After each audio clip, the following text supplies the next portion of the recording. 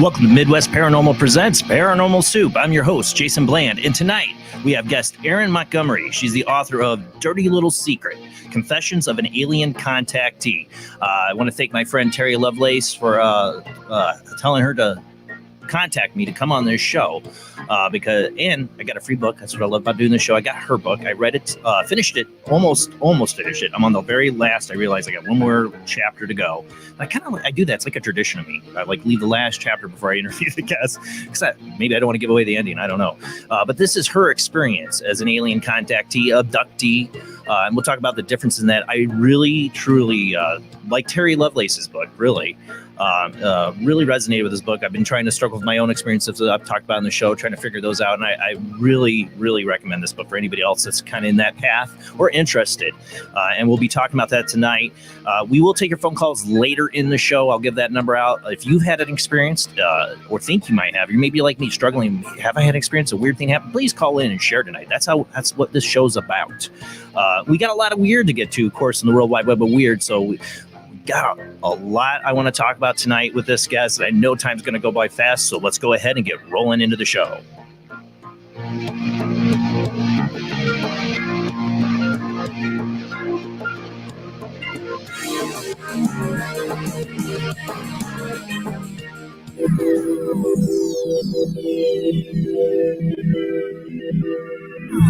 Welcome to another night of Paranormal Soup. As I said before, I'm your host, Jason Bland. Tonight's guest, Erin Montgomery, author of Dirty Little Secret, Confessions of an Alien Contactee, will join us after the first commercial break, after the World Wide Web of Weird.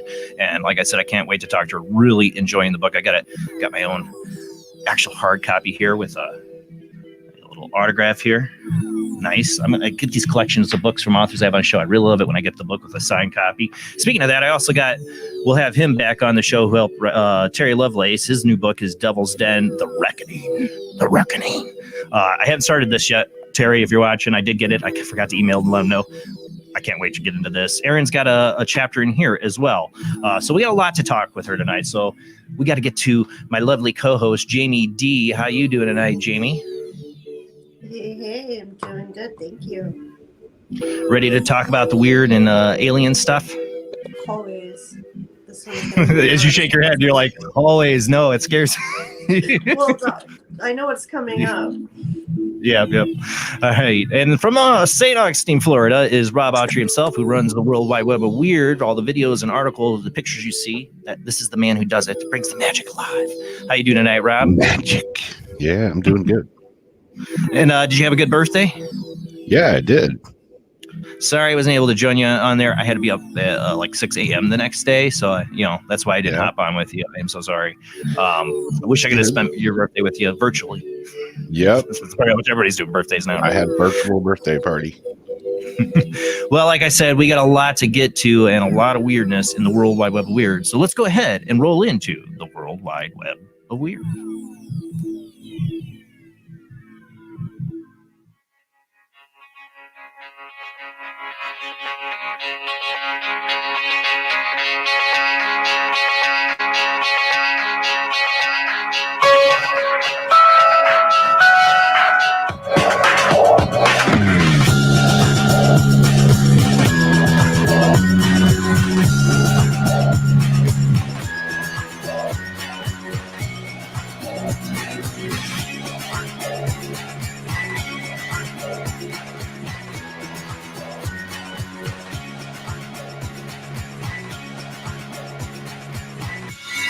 Tonight on the World Wide Web of Weird. Well, just when it was the other week, I was talking about how I don't feel like the real UFO disclosure is really happening. That it, with our voices being silenced and it seems like total control being taken down of us, soldiers on the streets. It doesn't feel very much like this is an opening up of information from our government.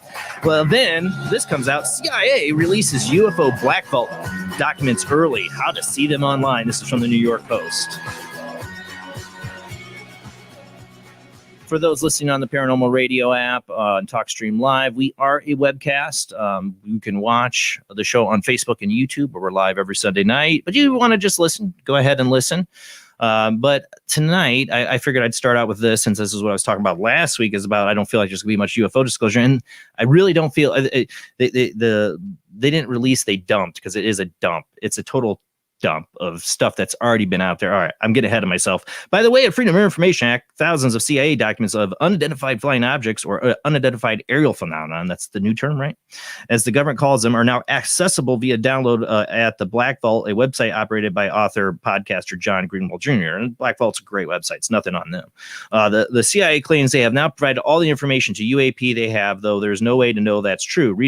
Research by the Black Vault will continue to see if there are any additional documents still uncovered with the CIA holdings. Greenwald promised a statement on his website. The release comes months before the Pentagon was due to brief Congress on all they know about UAP, a date dictated by the most recent COVID-19 relief bill. And like I said, I really feel like they're all going to come up with some reports that say we don't know anything. That's what I really feel is going to happen. In this dump, like I said, it's all stuff, a lot of stuff that's already been out there. Black Vault's great. They get a lot of Freedom of Information Act. That's awesome. Nothing on them. But I feel like the real information, goes in the dumpster fire. It's burnt, bleached, Hillary Clinton. I don't know, but it's gone. They just don't keep that stuff on record. I think it goes beyond, the government. It goes where the Senate can't look. It's not in these. Maybe there's some. We have black projects. They're black for a reason. There's little record of them. Well, maybe I'm pessimist. Safeguarded. Yeah, and then what they blacked out stuff too in it. So, well, here it is. Then the whole page is all black except for 2 words. Yeah. There you go. Rest is classified. Well, speaking of UFOs, we got one here. I don't know if we got one. I don't know. It's not a really great video, but I don't know. These people feel like they got something. Watch shape-shifting UFO bewildered onlookers levitating above of this town called Kilmarnock. I don't know if I'm pronouncing that wrong. I need a cup of coffee to think about it. Sorry. Need my coffee. A father and son from the town were left stunned on their, this is from the Daily Record.co UK. Father and son from the town were left stunned at the way this disc-shaped item was moving in the sky, and we'll watch it in a second. A shape-shifting UFO has bewildered onlookers after floating above the Ayrshire town. The mysterious white disc-shaped object can be seen tilting from a horizon position to a vertical one after appearing earlier this month. The footage captured by a Kilmarnock dad who asked to remain anonymous is the latest strange object to be seen above Ayrshire skies in recent weeks. I'm not sure that's how you say it. The 40-year-old said that he filmed the strange event after spotting the UFO while on a walk in Anna Hill Golf Course, Kilmarnock, on Saturday, January 2nd, just after 3 p.m.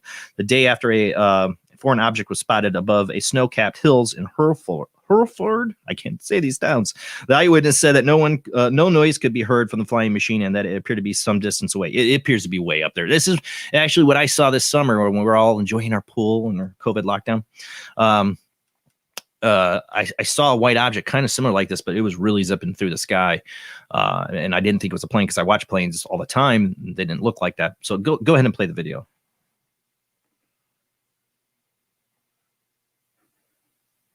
I don't remember if there was sound to this. I don't think there was. I don't remember. I don't hear any sound. Maybe it's do bumps go that high? Oh yeah. If it's a plane, we were talking about, is it moving or not? It doesn't look like it's moving to me, Rob. They said it morphs though, its shape. Now the morphing, I zoom in here. It could be, he might say it's morphing, but it might just be the camera trying to adjust to whatever it is. Might make it look like it's kind of changing shape a little bit. I do a zoom in of it here in a second. It looks like it's turning more vertical looking. Yeah.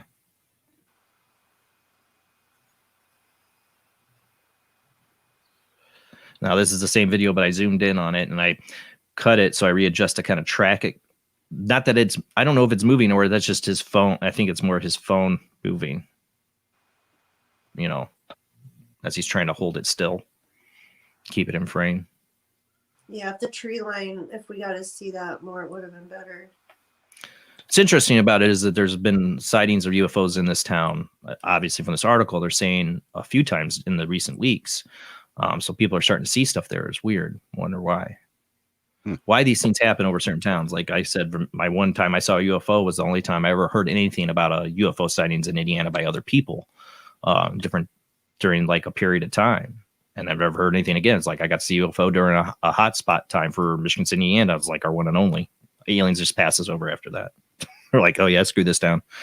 Okay. Yeah. In the beginning, yeah, it's more this way, you know, and then at the end, it's more. It turns more vertical looking. It does move that way. I'm saying that it's not zipping across the sky or moving really across the sky. It's just like kind of like it's either morphing or changing position, like you said. Oh, it's interesting. A blimp going up.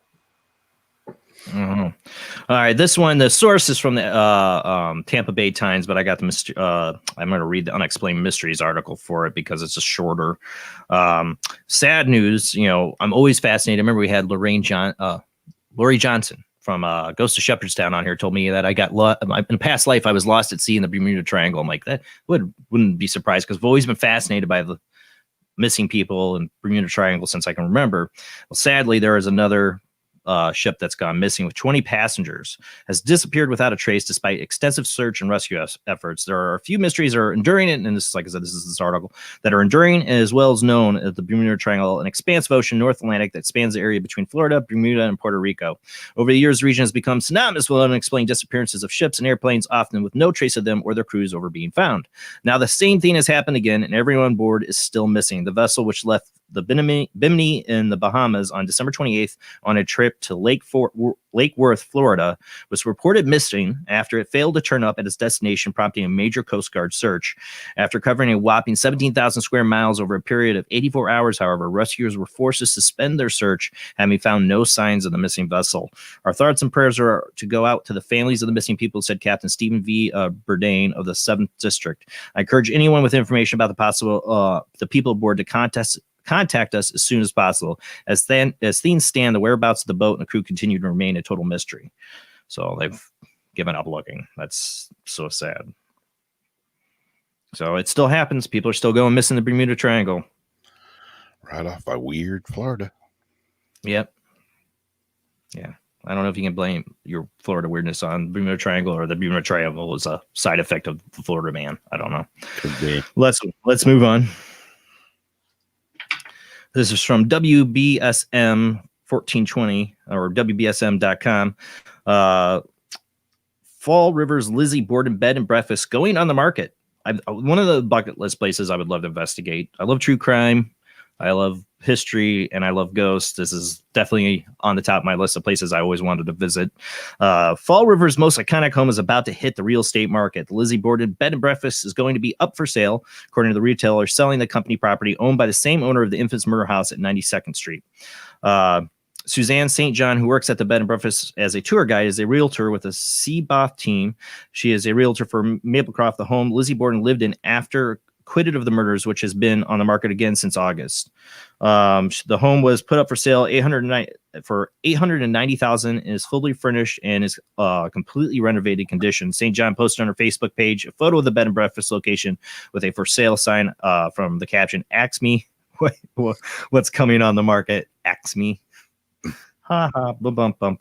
With a commenter expressed concern that it would go to a private owner, no longer open to the public. St. John basically said that there is a healthy amount of reservation coming up at that house.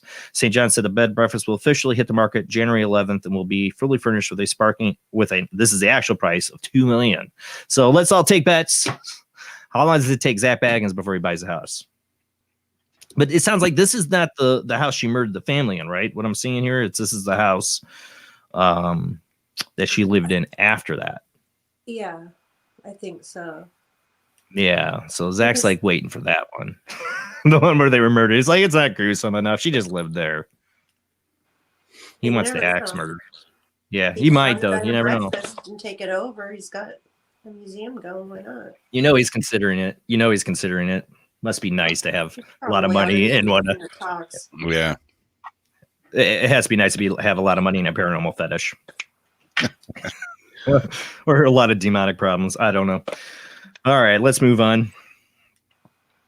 This one kind of disturbs me from Popular Mechanics. I always loved Popular Mechanics magazines. My dad would get them when I was a kid, and I would like steal them. Yeah. And read them. After you die, Microsoft wants to resurrect you as a chatbot. People are like, what? What's it, like Jamie did earlier or going over this? What's a chatbot? Oh, no one knows. Have you seen Black Mirror? That's the question. No one knows where we go when we die. Microsoft might have some ideas. Last month, the U.S. Patent and Trademark Office granted a patent to Microsoft that outlines a process to create a conversational chatbot of a specific person using their social data. So like social media. And an eerie twist, the patent says that the chatbot could potentially be inspired by friends or family members who are deceased, which is almost a direct plot from the popular episode of Netflix Black Mirror. That episode, Be Right Back, great episode. A woman named Martha is upset when her partner, Ash, dies in a car accident on the day they were supposed to move in with each other. It turns out Martha's friend has signed her up for a service that will let her communicate with Ash through text message. Of course, it isn't really Ash, but a sort of AI-based version of him. Suffice it to say, things get weird. Yes, it does. It's Black Mirror. It always gets weird. It's a warning and not an idea. When I say Black Mirror is trying to warn people, this is not good. According to the new Microsoft patent, but Microsoft's like, hey, that's a great idea. According to the new Microsoft patent, images, voice data, social media posts, electronic messages, and written letters can all be used to create or modify a specific index in the theme of the specific person's personality. From there, engineers can use that index to train a chatbot to converse like that person. Yes, even if they're already dead. Yeah, even creepier, the adaptation could also don the likeness of your dead loved one in a 2D or 3D model and utilize their voice while talking to you. You know, I build this up, the World Wide Web of Weirds, a few weeks ago a while ago, I showed you the AI. Oh no, we talked about it. It was a recap from the beginning of the year. One of the first articles I had at the beginning of the year was the AI that can talk to you. Like it looks like a complete, the graphics of the AI is 3D real. That's what I was just thinking about. Yeah. So imagine they do that to one of your deceased loved ones and it can talk to you. You guys can still have conversations. Oh, it makes me feel sad for people that do that. It's like the people who marry their sex. I would feel like it. That's what's going to happen with it. It's always the sex market. It's always the sex market. That's always first. But like people that actually lose a loved one, I feel like it would just be rubbing salt in the wound. Like, you know, I mean, you miss somebody, but you start talking to me, at some point your brain goes, but that's not really them. That's just the computer talking back to me. But some people go for it. I don't know. I wouldn't judge anybody on it. The sort of chatbot opens up a whole can of worms when it comes to data rights and privacy. Oh, yeah. Technically, we can recreate anyone online given enough data. Fahim Hussein, a clinical assistant professor at Arizona State University School for Future Innovation Society, told Reuters in April 2020 that opens up a Pandora box of ethical implications. You think? Somebody mention this. We've talked about them making sex robots looking like celebrities. Now VR, where they can look like celebrities. Now they could just somebody could basically here, stalk the social media, give me all their data. And now I have a virtual you in my world. There's another Black Mirror episode that kind of covers that too, where this total kind of Star Trek crazed virtuality world, this guy tortures these copies of people that he works with. That's a great episode too. All warnings. It's all warnings, people. Okay, we got to move on. All right, where was I? Number 6. I had a weird one last night that reminds me of. I gave my brother one of my old iPhones that I hadn't used it in like a year or so, and I plugged it in last night, charged it up while he was here, and went right when it first turned on. These things pop up. You have a new message from Rick Bunch. You have a new. Oh my God! That hurts, doesn't it? You know. Yeah, it was like, whoa, that's kind of weird. It is when you see that. You know, people that were gone, and yeah. Exactly. Yeah. All right, this one. You know, I have a problem going to the dentist. I fear the dentist, and I had a really bad dental experience that helped fuel that, I think. But maybe Alien. I don't know. We'll talk about that tonight. But nightmarish anti-COVID dental helmet revealed. I don't know if you can zoom in if people are really seeing that well, but yeah, look at that. It goes without saying that the COVID-19 has taken away many of the aspects of everyday life that we've had, until recently at least, taken for granted, such as going to the cinema, eating at a restaurant, even going to the dentist, something that most of us do every 6 months, not me. For the dentists themselves, however, examining the inside of a patient's mouth represents a uniquely risky situation, especially given that COVID-19 is spread through the respiratory droplets. Now researchers have come up with a novel solution to this problem, a plastic helmet resembling an upside down goldfish bowl that fits over the patient's head and forms an airtight seal. Yay! The helmet has 2 holes. Well, thank God it's got 2 holes. One to provide access to the mouth and the other to fit an air filtration nozzle. When the patient breathes out, the droplets are sucked upward and out to the top instead of being exhaled forward into the dentist, thus helping to prevent infection. I understand, I get all this, but oh my God. The device would be cleaned between uses to prevent contaminants getting sucked inside it. It would have a similar feel as driving with a windows down, said author Dunghil Gia, Cornell University. The drop in pressure is relatively small, so there shouldn't be any discomfort. Whether anyone will be actually willing to wear that thing during a dental visit, however, remains to be seen, especially given the reservations many have about going to the dentist at best times. Yeah, this would totally just kill that idea for me. It would be done. Right. If you're claustrophobic, this is not going to work. Why isn't the dentist wearing it? Right. Why don't we just put the dentist in like a hazmat suit? Really? That's going to stop stuff?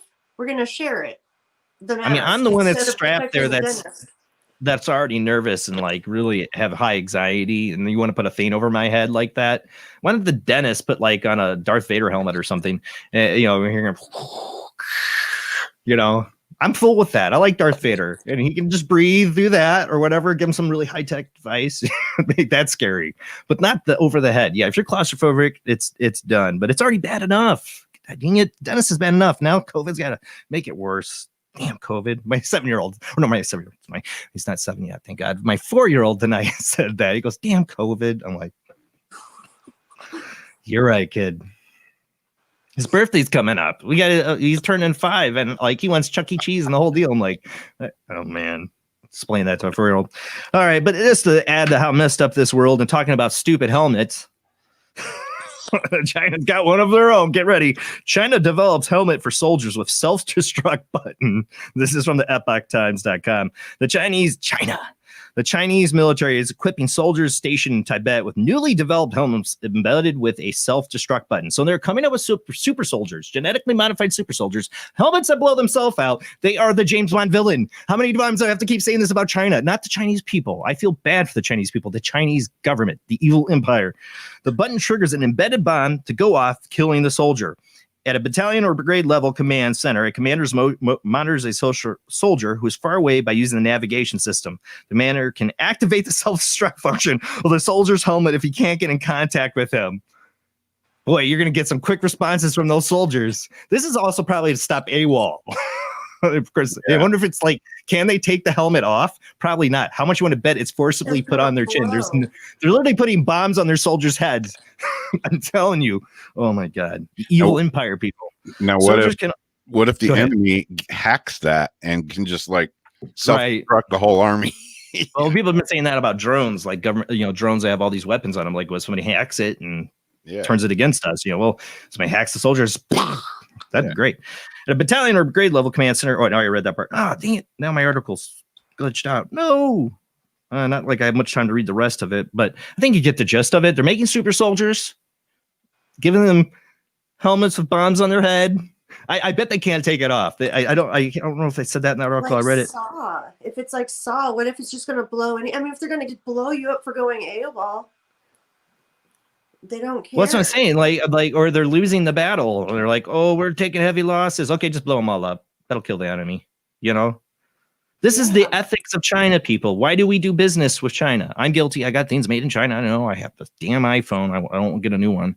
But why we continue to allow any kind of interaction with a country that's going to put bombs on their soldiers' head? They're creating super soldiers.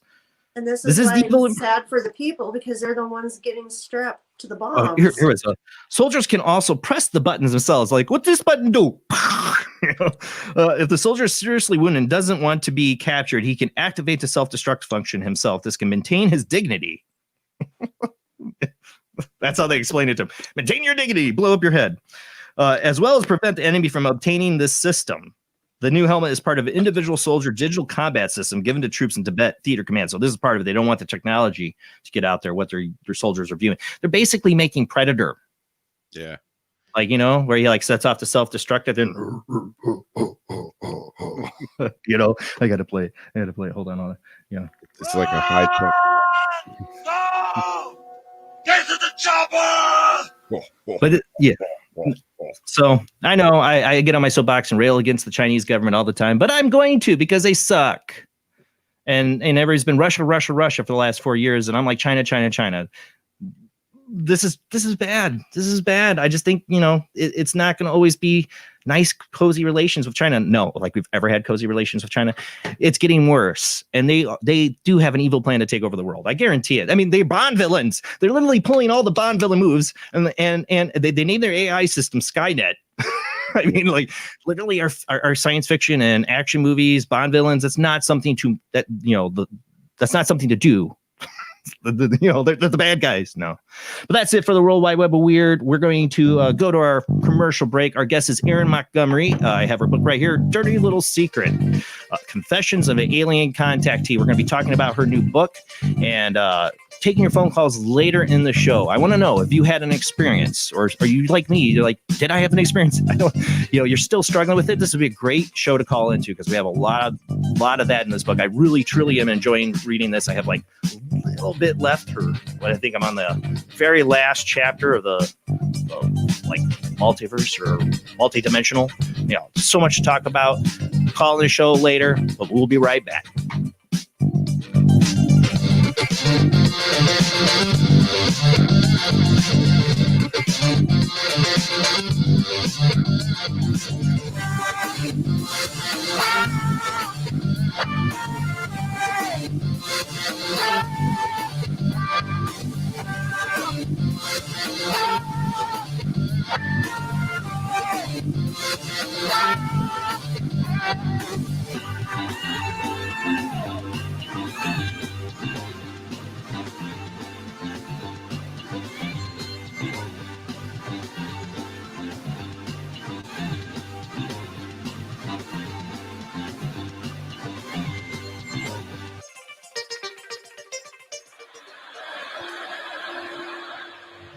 Join us every Wednesday night at midnight Eastern Standard Time for Weird Wednesday, the live stream, with your hosts Jamie, the Living Dead Girl, and Rob, the Phantom, where we'll talk about all things paranormal, including zodiac, astrology, tarot card and oracle card readings, live ghost boxing and spirit communication, where we'll do Voices from Beyond, the Cold Case Files.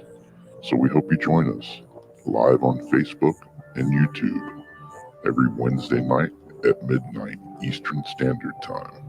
We hope to see you there. Bye-bye.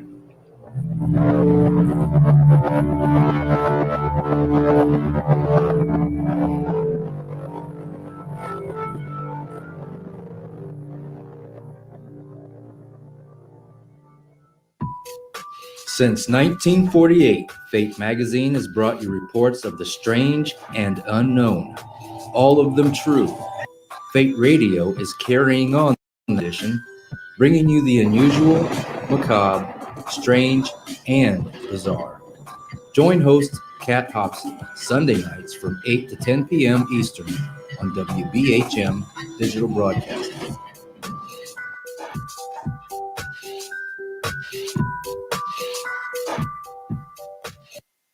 Of the second kind, physical evidence of a UFO. Close encounters of the third kind, contact. From Steven Spielberg, the director of Jaws, comes one of the most ambitious and unusual films ever made. And what you will see has never been seen before. It's a cosmic mystery crossing what many scientists believe will be the next threshold of human experience. It's called Close Encounters of the Third Kind. It begins in an Indiana town and leads to one inescapable conclusion. We are not alone.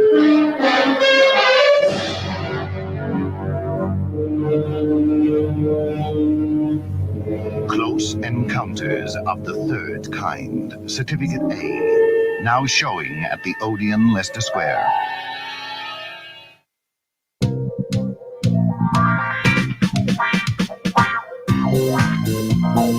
The night is alive. Join us and take a walk on the weird side when you tune in to the Kingdom of Nye, hosted by Heather Wade, the finest in late night talk. Listen live free weeknights starting at 9 p.m. Pacific time at thekingdomofnye.com, talkstreamlive.com, and the Paranormal Radio app. Wanna take a ride? The international chart-topping Haunted Horror of Haverfordwest has been described as terrifyingly real, a must-read, shocking and chilling brilliance, genuinely worrying, utterly frightening. Don't read before bed. Described as one of the spookiest writers out there, best-selling author G.L. Davies presents Haunted Horror of Haverfordwest, the true paranormal account that is shocking the world. Dare you enter? Dare you read? Haunted Horror of Haverfordwest is available on Amazon, Barnes & Noble, Kindle, and wherever books are sold. Pray you never have to live there. Do you like rock and roll? Do you enjoy a good story? Wish You Were Here, a rock fantasy, is a book inspired by Badfinger. It will not only entertain you, but intrigue you. What is it about? Well, Thomas is searching for his bandmate and friend in heaven, and in spirit has helped pen this story. He meets an old friend and famous new ones on his afterlife voyage.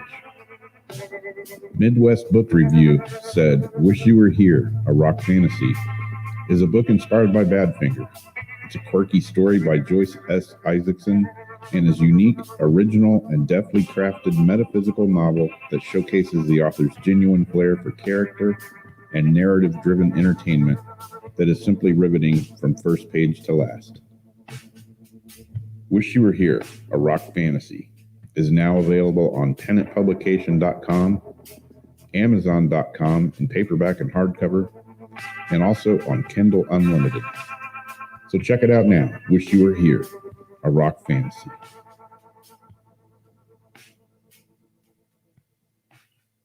Switch to DCS ranging. 240, nominal to profile. We're in the pipe. 5 by 5.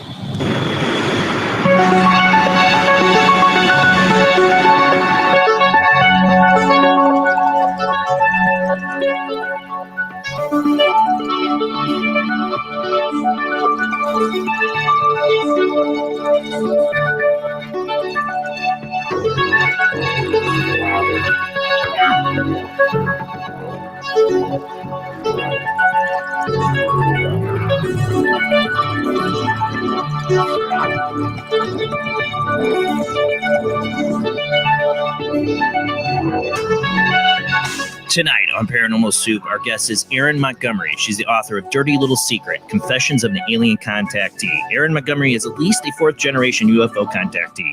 She began experiencing strange phenomena as early as 7 years old and has been able to retrieve some of those memories through hypnotic regression in order to help relieve some of the trauma that was created by those earlier encounters with alien beings. She continues to have UFO and paranormal experience throughout her life and currently is not only working as a shaman to help heal people energetically, unhaunt houses, work with spirits, and read people's cards. She's also learning how to do hypnotic regression to help others who have suffered as she has.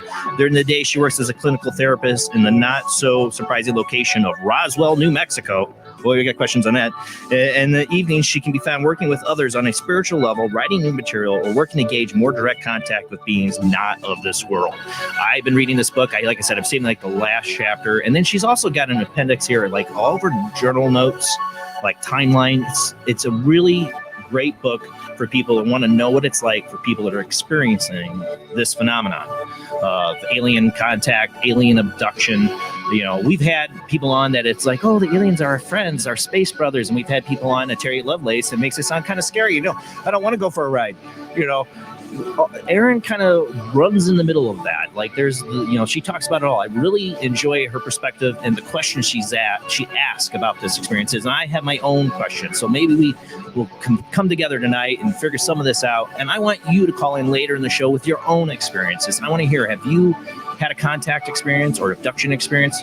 Call in tonight. Later in the show, after the next commercial break, you can call in. But let's get to our guest.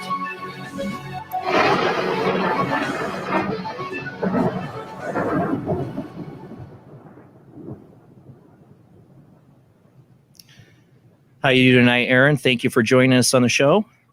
Hi, thanks for having me. Like I said, I really enjoyed the book. I left the last chapter, so I don't give it away. I just really ran out of time. It's not a large book. I had so much I was getting to. I was like, okay, I can get this. I can read this, and I did. I literally started last night, and I only had that last chapter left. And I had truly no, but it's really good, and I truly enjoyed. Basically, thank you for letting us take a peek of what it's like to experience this. It's a very honest book, in my opinion, because you don't come out with like I said, like it's the Space Brothers, and I know all this is happening. You ask the questions I'm asking about my own experiences, makes me not feel alone.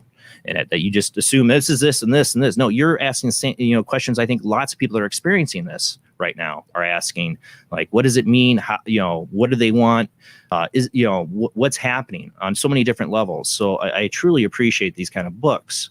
Like I said, Terry Lovelace, who I was introduced a few years ago, his book really impacted me. And I feel like reading this just now really impacted me a lot. It made me, I have to think hard again about some of these experiences I have. And you talk a lot about finding reasons not to write a book. And that's been my problem.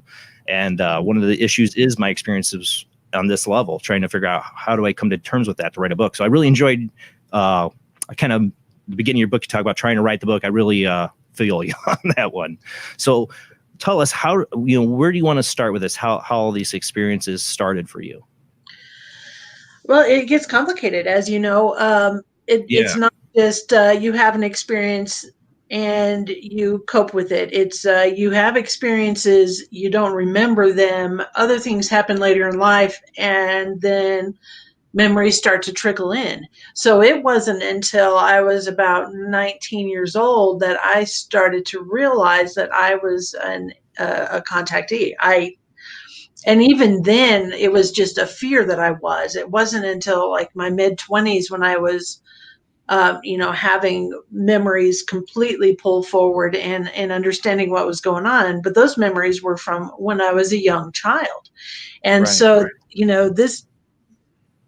this phenomenon, these experiences that contactees have does not follow like a linear, easy pattern. This is, it's complex, it's complicated, it's deep-seated, and often based on a lot of trauma. That's why this book really resonates with me, because being in the paranormal, I've been, I myself have been more in the ghost area of things for a long, long time. And I was telling you this before the show when we chatted, that I wrote off my experiences I'm still trying to deal with them, if they were alien or not, so many times, and I don't understand why, because of my interests. I first resonated with Terry Lovelace's book when he said it felt, like he kind of made a term like you're wired to look away, or, they program you to look away from your memories. And I feel like was so true, because it made me open up and think about all these things. And like you said, it's not linear, it's all over the place. Trying to grasp that and understand what, like a story, like it's not like the Travis Walton experience where you have this one encounter and it's crazy and all that stuff that happened to him. That's one encounter, it can be documented and whatever. But for an abductee or contactee like you, this is from your childhood. This goes back to when you were like 7 years old, right? At least your earliest memory. No, well, actually, at the time that I wrote the book, 7 was the earliest memory. I have had little bits and pieces of things come out, into my conscious mind from like 6. So right before the 7-year-old me memories that I have, a little bit before that, around 6, and then a very short snippet from when I was 4. So, this is it goes way back. Probably even further. Well, I just don't remember. Well, I mean, one childhood memories can be fuzzy or blurry, to remember stuff. Even my mom argues with me, how do you remember that? I remember things from my childhood, like before I could talk, It depends on the person, their memory recall that. But if you've had, been taken since you were a child, and your memories, you think they're messing with your memories, like they do something to erase your memories, or you have this question in your book. Yeah, even that is complicated. Yeah, it's like every question you ask brings up several more questions. Another question. Yep. Did they cover it up? Did they protect me from the memories because it was too traumatic, or they didn't want me to say anything, or they didn't want me to know? Or do human brains protect themselves from the level of, alien that we're seeing, is so far out of our reality and what we can understand? Do we just shut down? Do we shut down, or do we repress it? That's exactly. And that's also a part of trauma. I can't handle this right now. Closing it away. It didn't happen. When I read that part in your book, I thought that was such an excellent, like I said, what I love about your book is you're asking all these questions. You do come to your own conclusions later in the book about what you feel. But I love the fact that you're asking these questions in the book. You're making people think about if they are having their own experiences, they would really make people think. But even if they're not, make people think about this whole aspect, this whole phenomenon. And one right off the bat, is it trauma that's inducing these memory losses, or the aliens have technology that can do it? I would side on technology because, there are some people out there, very rare, that seem to say they have total memory. They don't erase their memory, or they don't have any of that. They're talking to aliens. I had them on the show. And, but I think those are the very rare cases. I think through the phenomenon, most people have the memory loss. It sounds to me, you would think if it was that there would be some people, a lot more people that would break through that trauma a lot quicker. Maybe not. I don't know. But I feel like they got the Men in Black little stick thing that flashes you and, makes you forget. Well, yeah. And I think that you're probably right. Another theory that has come to light in my understanding recently is perhaps when we're raised up beyond our usual vibratory level, like, we're in a 3D reality. If we're taken up into a higher dimension, can we actually bring that information down into these That's heavier vibrations? We may not be able to, but if we were to raise up, we're gonna have everything that we learned there before is going to be accessible. We just cannot reach it here on this plane at this time. Like the 3D brain can't translate the information. Yeah, from like 5D reality. If we're in 5D, can we understand that in 3D? Well, you talk a lot. You talk a lot about the screen memories, and one of my favorite miniseries that were made was called Taken by Steven Spielberg. I don't know if you ever saw it. And it's all about alien abductions. It's about a generational. I want to get into this too about your generational thing tonight. There's so much I want to get to, but there's it follows a whole family line of two families, generations, actually three. One's the military, but the other two are abductees. A whole family line until the birth of this special child. Not to give it all away. If you haven't seen it, I told Terry Lovelace, who had never seen it. I said, you need to see this. You need to see this movie. It was by Steven Spielberg, and it's called Taken. Definitely, you should see it if you haven't. I have not. But it's these generational families. But they're one of the earliest. It's a mini series. One of the first episodes of it. You see the total. They totally show you the screen memory thing. Like he sees like a little. He reads a book about a squirrel, and the next you know, he's having this dream about the squirrel that takes him to the little Keebler house or something, and a light shines up, and he goes in. And that when I was, this is 2000 or so when it came out, 2000. Man, that gave me the chills because of all the weird dreams I've had as a child and stuff. Even stuff I didn't see when I was dreaming, like physically saw. Like me and my cousin saw a green floating head when I was about 4 or 5. He remembers it. I remember it. Like, were we given a screen memory? That's a scary thought. Yeah. Yeah. Screen memories are really, really interesting. And it goes back to what they can do with their technology. Are they protecting us? I've had so many very silly screen memories happen. Right. Like, one night, feeling the covers being taken off of me, which is something that usually triggers me to wake up. And I see at the end of the bed, the Golden Girls. And Yeah. I thought that was hilarious. I laughed out loud reading that. I know who you really are. And then it fell, and I saw that it was, three grays at the end of the bed. But I thought it was very, very funny that they would pull that image out. And then oftentimes I see dolls or stuffed animals or something very benign that is not going to scare me in these experiences. And and oftentimes they seem like dreams. Yeah. And so it gets really complicated. Was I just dreaming, or did this really happen? Yeah. And yeah, I don't think that those are dreams. But that's a struggle I see you have, like, because this is a lot of your journal entries, or articles you wrote, or in throughout this book, and that's what I love about it, Erin.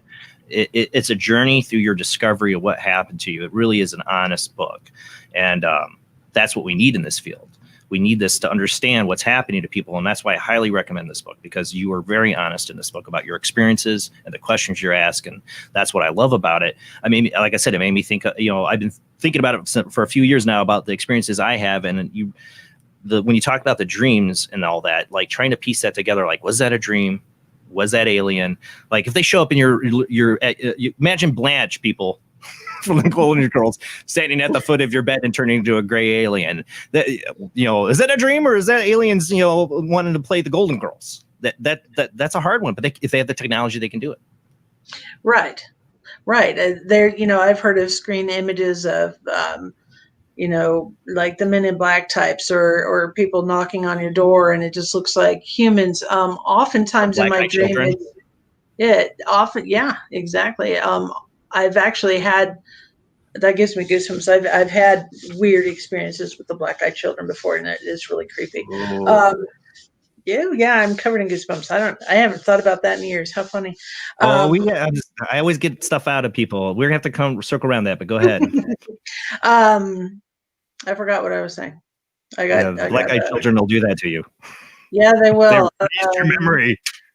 Right. I've heard of like big pink bunnies. I've heard of deer. Hitchhikers on the side of the road type of thing. And owls. Lots and lots of owls. Yeah, I've heard the owls thing. In that Taken series, one of the screen memories, the one boy would always see this carny. He would see this carny, like it'd be like a carnival, and a carny would come up and take him, and then the other girl would see it too, the other abductee, as they were growing up. So this is something people have been experiencing.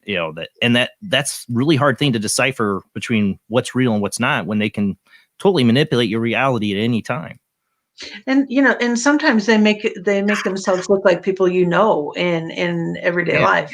One time my oldest, getting into the generational thing, but my oldest had been taking a nap or something, and came out and to talk to myself and my youngest child and said, "Gosh, thanks for putting me back into bed. I didn't know I was falling." And my youngest and I looked at each other and went, "That's weird. We weren't in there." But I knew what I knew what that meant. I knew what that meant. I said, "Oh boy, okay." That would scare me as a parent. Like, my experiences, like, I don't want to get into me too much tonight, but I do always share my own experiences. That's just my style. But my experience, I feel I was a pick-me-up. Like, they had an interest in me, but not I don't know if it's generational or not, but I think I got picked up with somebody else who was. And I've had some other experiences for one, that tie into that whole complicated thing. But one of the things that I said is I've had a lot of paranormal experiences, and you talk about this in the book. That you've had a lot of paranormal experiences, that you in your family, the generational thing that that family members have had, like psychic abilities, and this seems to be all tied into your family and these abilities. Right. Yes. My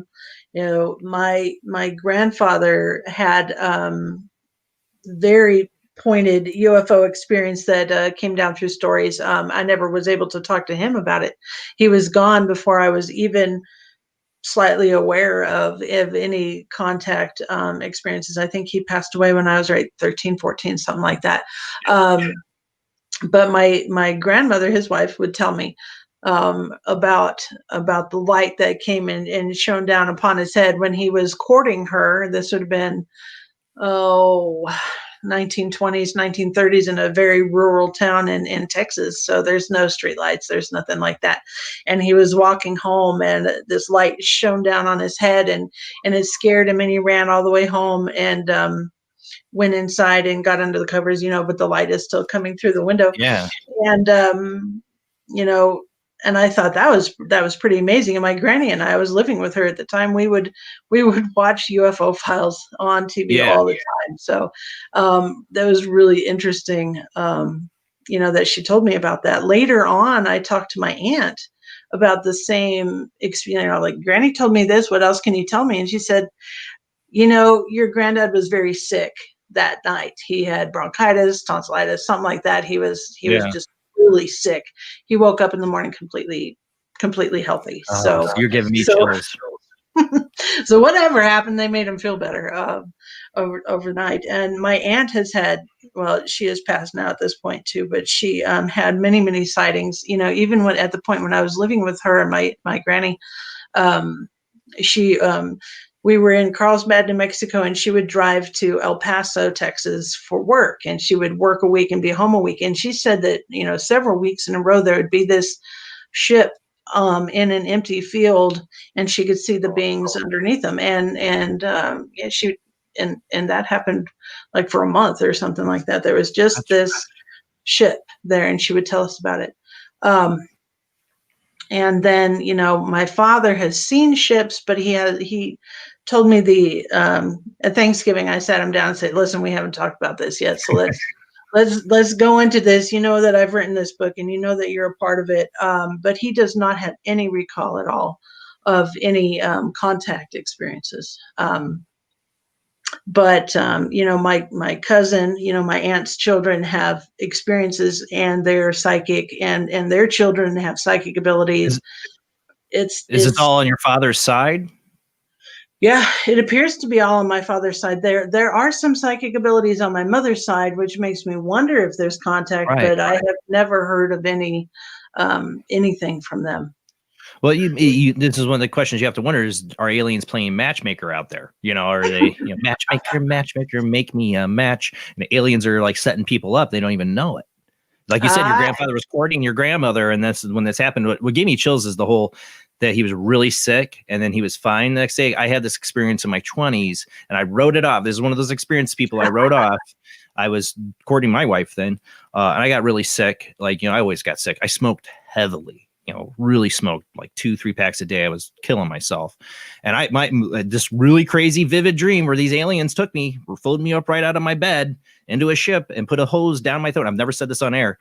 Put a hose down my throat, filled my lungs up with a bunch of stuff and told me that I'm hurting myself, and like cleaned me up. And the next day I was breathing. I could have felt like that night I was going to die from just so much congestion. I felt miserable. Next day I was perfect.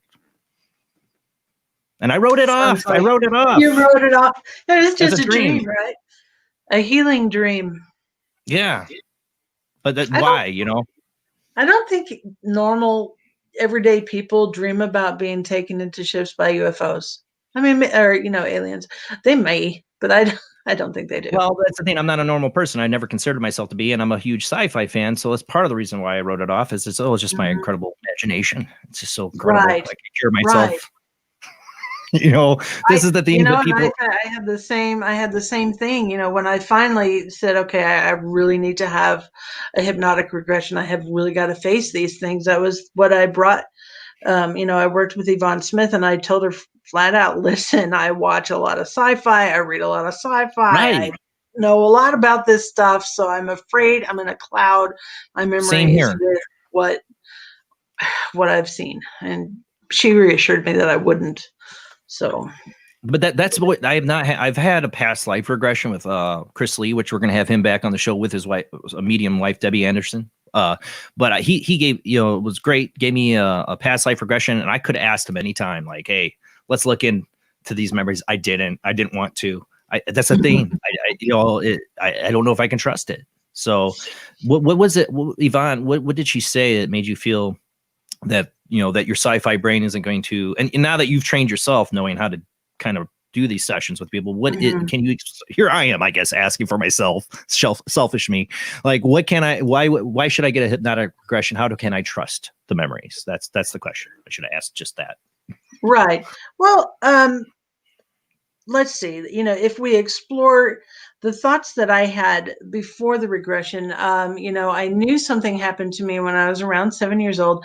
I knew that I had floated up out of my bed and down the hallway and out the front door, and there were beings outside that I met, and that was the memories that I had. So I knew something had happened, and yet at the time of the regression, I realized that it was my mind trying to rationalize what had happened. So in the regression itself, I was awakened by a being right by my head at the bed, and feeling very comforted by this being. And there were two others at the end of the bed.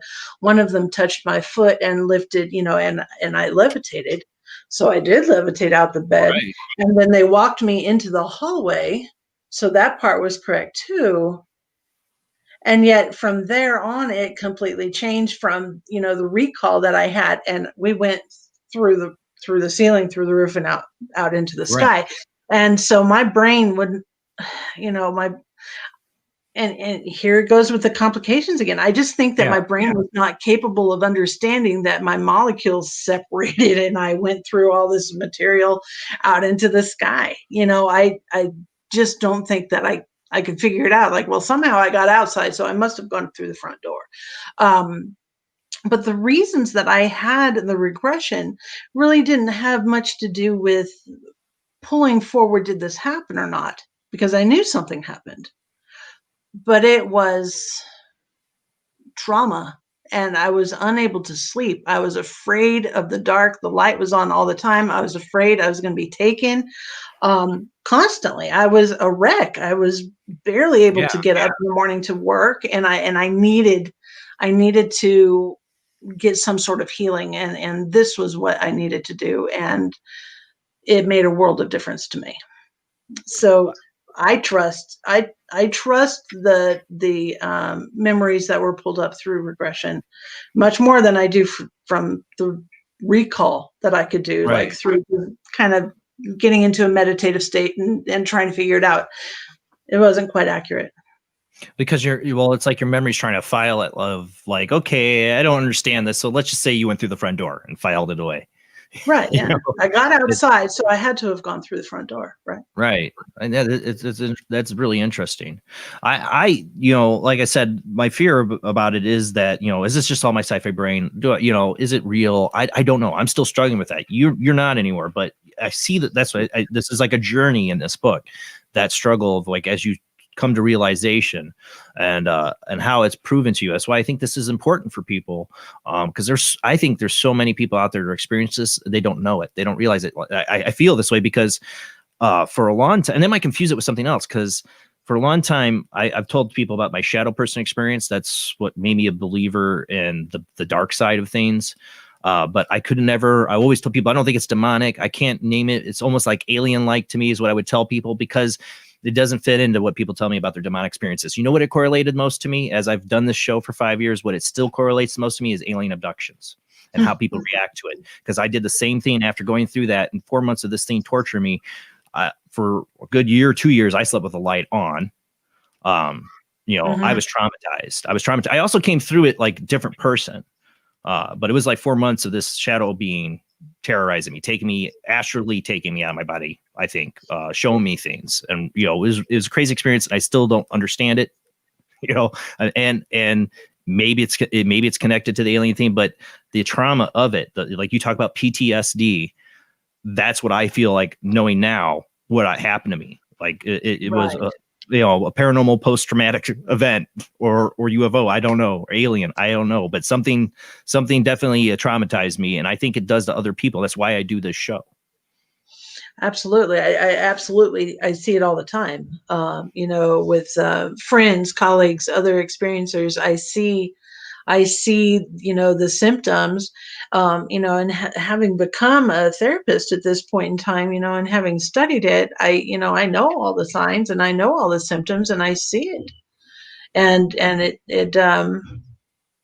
it's going to sound odd and strange, but that's the information that I'm receiving from ET too, is that we need to heal this trauma so that we can talk to them without this fight or flight reaction, because we just go immediately into fear and shut down, and they need us to be able to communicate. Well, then show up at my front door and ring the doorbell. That's what an honest person's reaction is. That, Erin, show up at my front door and ring the doorbell. You, towards the end of this book, come to this is what I love about this book. You struggle between a lot of things. There's a lot I want to get to tonight, but you struggle in this book. Like, should I be helping them? Am I helping them? Are they using me? Is this a good thing? Like, you see the honest struggle. It's a very honest book. And that's the question. Like, are they good? Is it a good thing? To us, under our morals, it's bad to take people against their will. Right. But I'm a big Doctor Who fan. I don't know about you. And he always points out to the silly little humans how, that's your morals. Other species grow up with different sets of morals than you, or experiences or ideas of how things work. So don't judge. It's the Doctor Who chiding you. Are they good? Is that the question? Is this the right thing? Right. And we really we can't know. We don't know. We don't know. All we can go by is, the information that we receive from them, which, I actually go through this in the book. Let's look at it. What are contactees coming out of these experiences with? They're being told, take care of yourself. And I know I receive that message all the time. Will you please eat better? You're going to eat. Those are good things. Yeah, right. I see that. That they are trying to help you. Like, if the thing that if the aliens did take me and make me better and cleaned out my lungs and chided me for smoking, which it took a lot longer for me to quit after that, but I still kept smoking for a while because I'm like, I can breathe now. Light up a cigarette. That's a true smoker, not a quitter. But I did quit eventually, but still vape. Anyways, they care about you. Obviously, they're showing they care. They are trying to keep you well, but are there other aliens that are taking you that aren't good? Like, is there two factions to this? This is something I questioned reading Terry's book. Like, I felt like maybe you were taken by two different aliens at times. I don't know. Right. And that's, and that's something that, as I have done all of these shows after the book has come out, I have kind of been able to separate and understand in my own mind, because the first experience that I talk about in my book was absolutely horrendous. It was probably the worst experience I've ever had. And the thing that set it, aside from the other experiences I've had, was human involvement. There was a human there, and it was just that feeling of being cattle, and this human who looked military, looking over me and just looking away like it didn't matter. I was not even really there, even though I was trying to get his attention and, hey, can you help us? This hurts. I'm scared, in a room full of women in the same situation I was, which is we were being harvested. And I have, and I didn't know there was a name for it or anything. I was actually talking to Rex Bear with the Leak Project, and he's like, "Hey, this is a great show." And then he put it up on his YouTube channel, and sent me the link, and I saw it said My Lab. I'm like, what's My Lab? Yeah. And I looked it up and like, oh my gosh, this is actually a thing. I didn't know that this was a thing, and so, but in my mind, that's a totally separate, different type of experience than most of the other experiences I have. That's what I wondered. That's what I wondered, because like Terry and you have had these experiences, like that experience with humans that are in the room, in some kind of, was it a military uniform kind of that they were wearing? He was in fatigues, I believe, and he had on like a lab coat, and he had a clipboard and a buzz cut, gray hair buzz cut. So, yeah. See, what if I tell you I've had dreams like that? I would not be surprised at all. And I have had dreams like that too. my cousin that I saw the green floating head to, when we were in our 20s, I didn't even think about this. We would talk about dreams that we had that are really similar and would involve like these aliens, like kind of, we compared it to like Dragon Ball Z for people. I know I'm geeking out, but it's like these alien like warriors that were like, we had these weird dreams that at one time there was so much weirdness. It's the thing. You can't piece it all together. There's just so many different little intricacies and nothing ties together. How you write a book about that? You did. I don't know how I can write my experience out because I'm still trying to figure it out too. But that's what I'm saying. There's just so many aspects to this. And in my lab, for people to understand, it's military involvement, it's some kind of military presence on these UFOs when people are being abducted. And it's always unpleasant. It's always not Very nice. unpleasant. Yeah. You know, I've gotten to so that I explain things like I have very loving and gentle and kind experiences with some beings that is absolutely beautiful. I have experiences that are scary, but not necessarily bad. And then I've got those horrible experiences that are awful. So, yeah.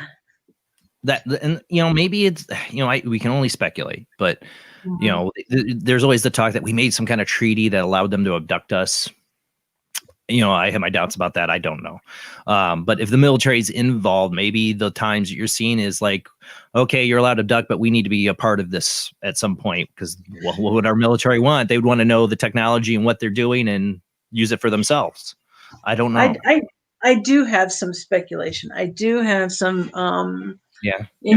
speculation about this, knowing that, and we haven't even talked about this on the show really, but being in the hybrid, I don't even know how to call it.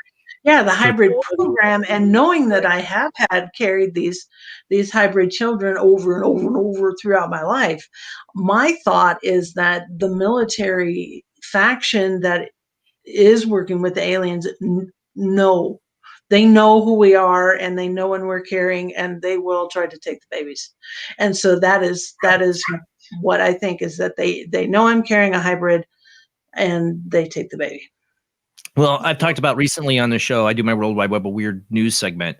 Is the China's trying to make super soldiers, genetically modified super soldiers, now with helmets that blow up their heads, by the way. I saw that. But maybe this is because they know the secret that we already got them. We got super soldiers, secret alien hybrid super soldiers that our government's using. They would use it if they could get it. And if that's a possibility, these kids have special abilities because they're half alien, half human.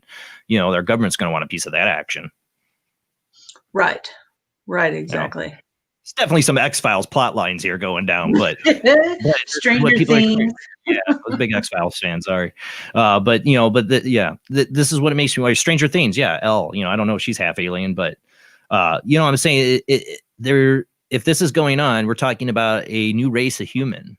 Your experiences are very traumatic when it talks about them taking the I guess fetus, because it's very small when you've had your the abduction, when they've taken them, they take them at a very infant or very fetus stage, right? Yes, usually between 3 and 4 months. So they're smaller than your hand, pretty much just the palm size. So about 3 or 4 inches, which very, very small. And so the one that I describe in the book is that my lab type of experience. Other experiences I've had with these, the birthing on a ship or whatever is much different. And oftentimes I find myself alone. But then again, maybe that's just the way I'm processing it. And oftentimes it feels like a dream. That's just, the way it goes, is it feels like a dream. And I will give birth to a baby, and often they're very, very tiny, and I spend time, playing with the baby, dressing the baby, feeding the baby, all these things. Sometimes in the dreams, I introduce the baby to all of these other children. The last time that I can remember that happening was back in August of 2020. And the baby born's name was, named her Chandra. So she was a little girl. And I introduced her to 5 other little girls, and they were, just kind of a stair stack. The stair step ages 5, 4, 3, 2, 1, kind of just. Yeah. It was. I woke up going, "Oh wow, that just happened," and Right. so I knew. But you have names for I have them. names. It's like let's talk about this. So let's talk about this. Because this is really important facet is this whole hybrid program, whatever you want, whatever they're doing. Right. It is very much makes you feel like cattle. Because they're using you and taking your children for what we don't know. But you talk about okay, so one question I have is the My Lab experience where they took it. Was that the first child? No, I don't believe so. I don't believe No? so, because that happened to me in about 20. I think that was probably around 2015, somewhere between 2012, 2015, I think. But I know that there were children before that. I didn't understand there were children before that, but I know that there were. Well, this experience, I mean, you talk about in the book that you feel like you're pregnant, like you I mean, my wife's, if she was going through this, it would be horrible, because both the times she was pregnant, she was always puking and nauseous. Like if they were constantly using her for this program, it would be horrible, because her pregnancy symptoms early on were awful, so you feel like that that's how you you feel in your body, like, I think I'm pregnant. Mm-hmm.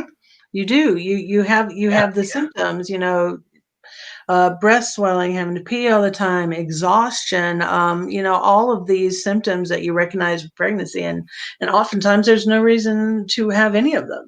Right. No romantic relationship. Exactly. There's no reason. Immaculate conception, perhaps, but. Well, yeah, like, am I the Virgin Mary here, or what's going on? That's got to be your feeling while that's happening. Right, exactly. How young were you when you first felt like that might have happened? I didn't realize that was going on until, I would say, mid to late 30s. However, upon looking back, it happened to me often. Right. But like how young do you think they might have started you on this hybrid program where they were impregnating you? Like, I know it's hard, but if you had to think back, when do you feel like it could have been? Think back, I would say probably around 16 or so. That's what I wondered. Yeah.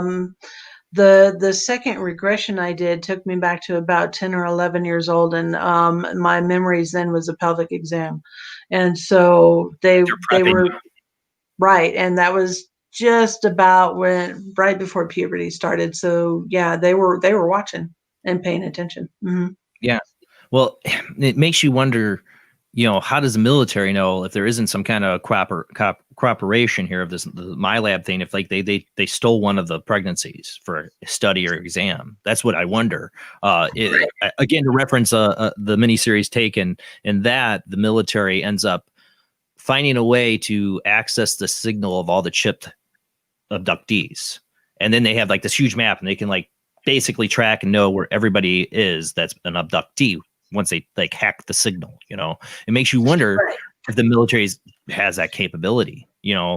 Heck, I mean, even if the implants are military implants that a lot of people have. I mean, Terry Lovelace's implant story we've had on the show and showed the x-rays. It's crazy.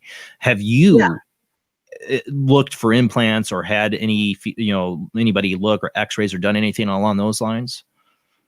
I have not had any looking into x-rays or anything like that. I've had a CAT scan of my head, but they didn't ever tell me I had anything weird embedded. I do have memories of implants, which, are they real or not? I don't know. So I remember when you were 7 years old, you talked about them putting something in the roof of your mouth. Yes, it went. Talk about that a little bit. Into the roof of my mouth. So in that regression I had, the first regression I had, they touched my foot and floated me out of the bed into the hallway, through the ceiling, up into the sky, into the ship, and they took me into a room into a room that had a chair that looked like a dentist chair. And I really, really do not like to go to the dentist. I have a very. Did you hear me hard talking on the World Wide Web weird about the dentist helmet, the new Did helmet? I did not. Yeah, Yeah, I don't. Epic Times. I was just talking about I don't do dentist either. Like I'm traumatized. I can't. It's hard for me to go to the dentist, and they have this. Right, basically, I do. When my tooth hurts so bad, I have to go. My wife's like, "God dang it!" But there's a helmet they have now. It's totally clear that you have to breathe through. It has a respirator into it, and your mouth is open for the dentist. Okay, and it goes all over your head, so you can't breathe onto the dentist. Yeah. Go look that up. Now you think you're terrified to go to the dentist. Just wait for the future COVID dentist visits. Yeah, we're screwed, Erin. We're screwed. We're never going to the dentist again. Yeah. Anyways, you talk about this dentist chair. This is a common theme in abductees. They have problems going to the dentist, I guess, right? Because there's this chair. Yeah, and it it was shaped very similar to, leaned back. I was strapped in. And it was at that point in time, a different type of being came in the room. It wasn't the smaller gray types that I was comfortable with. I did not feel scared at this point in time.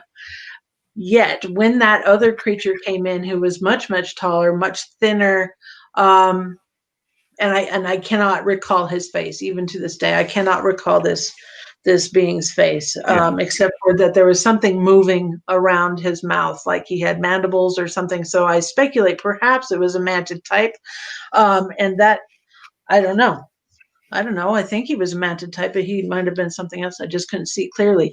But he was the doctor, or whatever, and he came up close. He had this instrument that was shaped like a fork, but with only two prongs on it, and in the middle of the prongs was this like pink jelly looking flesh thing, and he inserted that into the roof of my mouth. And when I came out of the regression, and I thought, whoa, that was crazy, what do you think of that? And Yvonne said, okay, I've heard that story 2 other times. That's why I wondered. Person. Yeah, the exact same thing, and the description of the instrument was exactly the same. The placement in the roof of the mouth was the same, all of it. So yeah. See, and I'm a Star Trek fan, and one of my all-time Next Generation episodes is called Schisms, and in that, the crew members, Riker, Geordi, yes, I know, Trekkie, are being taken by these interdimensional aliens in their sleep. They don't remember it. And then they Worf even, and they go into the holodeck and they start like piecing together, like trying to build the chair that they were in, just like the dentist chair. You know what I'm saying? I'm going to have to watch that episode. I don't remember that episode. Well, Jonathan Frakes directed that episode, and Riker. And if you've seen the work he's done, he was a producer on what show? Roswell. Great show, people. Great show. I would love to talk to you. I would totally pick your brain about the real Roswell compared to the TV show Roswell, which I don't know if you've ever seen, but long time ago. Anyway, but he's definitely got a fascination in alien abductions and alien stuff because he's done documentary films and all that. But that show I felt was like a homage to alien abduction phenomenon and the way Star Trek Next Generation could cover it. And that's what I was interested in, is like why I can't wait to read Terry's book too. This is why I do the show, is everybody's got to come together with these experiences to compare notes. And Yvonne told you 2 other people she's heard this story in regression. That is incredible. Right. And just hearing that after recalling everything that I recalled during the regression, and then having been told you're not the only one, completely shifted my understanding of what had happened to me. And not to say that I felt better that other people had suffered too, but I felt a little bit better that other people had suffered too. Yeah. I was not alone. It's not, you're not, the question comes up, and you raise this throughout, when your struggle trying to figure out what's going on. Is am I crazy? Or is this all made up? Or what is this, or is this real? And when you have that kind of validation, it's majorly important. That's why I encourage people later after the commercial break to call in, which we're going to be going to soon. Because this is why I do the show, for us to come together, put these notes together, figure out what's going on, either be it ghosts, paranormal, demons, and aliens. All these things I feel all tie together in some way. Absolutely. You talk about that your psychic experiences and paranormal experiences. Remember I told you about me and my cousin had these like dreams we shared. A lot of them were like training dreams. Like they were training us on how to use abilities like Super Saiyans and Dragon Ball Z is the best way we could compare it. And I thought about that just today reading your book when you talk about how they were like instructing you on like using your abilities and all that. Let's talk a little bit about that. We got about 5 minutes before commercial break if you want to talk a little bit about that too. Sure. Yeah. I've had several different memories of being trained in different ways. That little tiny snippet from 4 years old, I was manipulating blocks in a group with several other children, like sitting on the floor, holding them up with our minds or however we were doing it. I don't remember. I really wish I knew how I did that. And then in the regression, when I was around 10 or 11, I was being taught how to manipulate gravity. And I was flying around the room. I've had those. Yeah. And I remember irritating the creature that was teaching me. He's like, can you stop now? Just come back. But I was having a lot of fun. I mean, who wouldn't want to fly? The thing is right after that experience, I remember, and I didn't recall it at the time, but in thinking back at that age, I remember being on recess in school and telling a friend of mine, hey, pick me up. And she would pick me up and put me back down. And then I would shift my weight a little bit and say, okay, do it again. And she couldn't. Just a second ago, she could pick me up, but now she can't. And I'd say, cool, okay, do it again. And she could pick me up and put me down. And then I would shift my weight again and say, do it again. And she couldn't. So I somehow retained that lesson of gravity manipulation. It's pretty crazy. I've had those dreams so much throughout my life, and maybe they're just dreams, but I've had dreams where a being, I can't see their face, is trying to teach me how to fly. And like I'm trying to like touch this energy, like with my, not even just, it's almost like with my hands a little bit, but like with my whole body, like I'm trying to like flow on this wave of gravity or something like, and like control it. I've had them, a lot in my 20s, and it's such a weird experience. I never thought, I don't know. I mean, is something trying to teach us these things like through our dreams, or are we physically going there, or is it interventional? The questions, I have tons. And I saw somebody says, I want to call in, but I got 200 questions or 200 tabs open in my mind. I love that, Laura. That's how I am. When you read her book, you will have those tabs open in your mind. I love that. With all these kind of questions, because, what's going on here? They're training you. They're, using you in a hybrid program to birth hybrid children. Are they replacing humans? I've watched a lot of Ancient Aliens, and right. Yeah. And I continue to have trainings all the time. And one of the most grueling trainings I have had has been about interdimensional travel, how to open gates, how to move to a different dimension, and how to visualize where I need to go and just hop into that other dimension. Can I do it on, right now? Probably not, but I could at that time. And it was absolutely grueling. It was get up, do it again, Oh, get up. God. Do it again. I woke up so exhausted that I called in sick the next day. See, that's so similar to the dreams me and my cousin were having when we were in our 20s. And I thought, well, we're just watching too much Dragon Ball Z or something. But we would be like taught how to like go to a different dimension. Like that's kind of the stuff that we were like, they were teaching us like how to do that. Like we both like, yeah, I had a dream like that too. And we're describing what like the people we saw were like these long-haired giants that were like teaching us how to do it. And like they were warrior class. Like we're both like, yeah, that's what I dreamed. It was really weird. We shared this like same dream. And it freaked us out. And I had other dreams. I don't know if he shared them with me or not, or he had them, but they were all on these lines of like training me how to go to different dimensions and even fight battles. I'm like, man, I got an active imagination, and maybe I do. But reading your book, reading Terry's book, reading all the other guest books I had on this subject makes me wonder. And that's why I wonder how many people that read your book or are watching the show tonight are having these experiences and they don't think about it, because I didn't for a long time. That's why this book and Terry's and so many others are important, is because it's a wake up call to people that are experiencing it, don't realize it at all. Your family. You talk about this. Your sister told you a dream.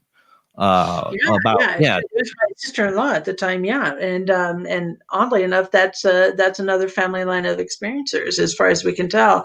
There's possibly 3 generations, we know of 2, but yeah, she and hers was a giving birth dream. So yeah. Mm-hmm. And you were like, oh, and I love that part in the book too, because you talk about because she talks about you being there to help her, right? Was that the one where right. Right. And you're like, oh, I was helping. Oh, I'm helping them now. That's like a realization. It brought up a major existential crisis in me. I'm like, I've switched over to the other side. Yeah. That's why I love your book, because it's a very honest book, because you sit there and you bring out the questions like, okay, is that good? Should I be helping them? What's going on here? That's the question. I mean, it sounds like you are helping them. You talk about your life as a therapist on the outside of the world. You're trying to help people deal with the trauma of these experiences. So yeah, you're helping them in one way or the other. I don't know if you're telling everybody go out there and become abductees or contactees, but you are helping them deal with the trauma of their,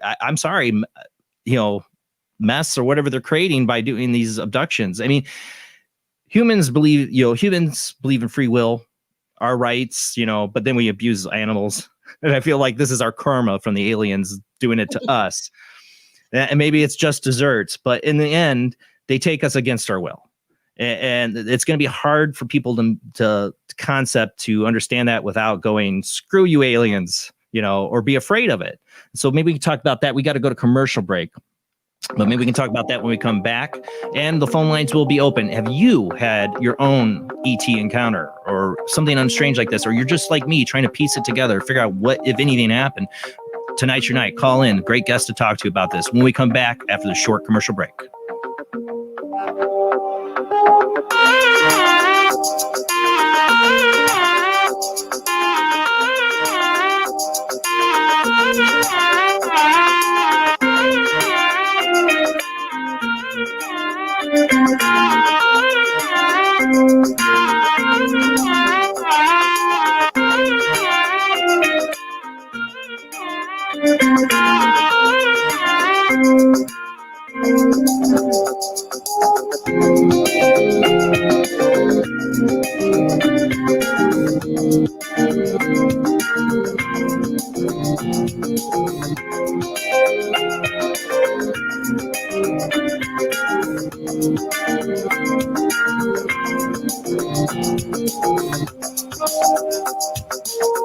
He is conducting an experiment into the combined effects of sensory deprivation and hallucinatory drugs.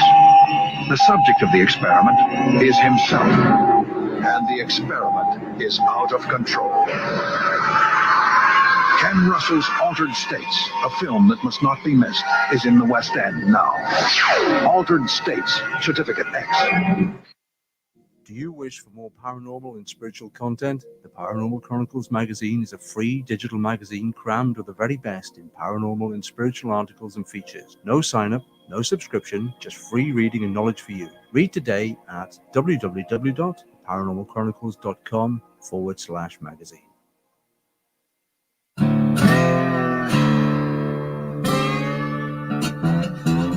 Oh, come on. I'm Southern, but... Nope. That'll do. Hello.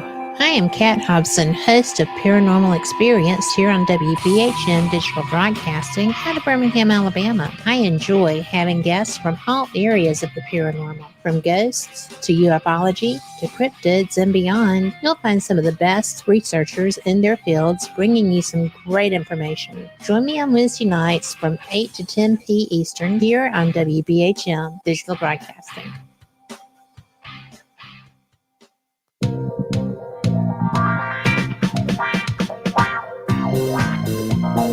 The night is alive. Join us and take a walk on the weird side when you tune in to the Kingdom of Nye, hosted by Heather Wade, the finest in late night talk. Listen live free weeknights starting at 9 p.m. Pacific time at thekingdomofnye.com, talkstreamlive.com, and the Paranormal Radio app. Wanna take a ride?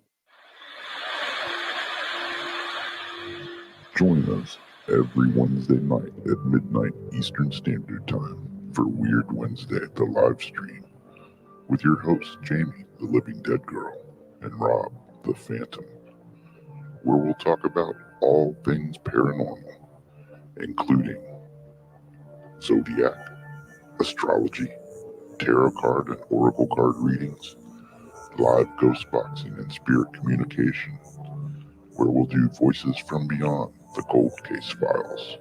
So we hope you join us live on Facebook and YouTube every Wednesday night at midnight Eastern Standard Time. We hope to see you there. Bye-bye.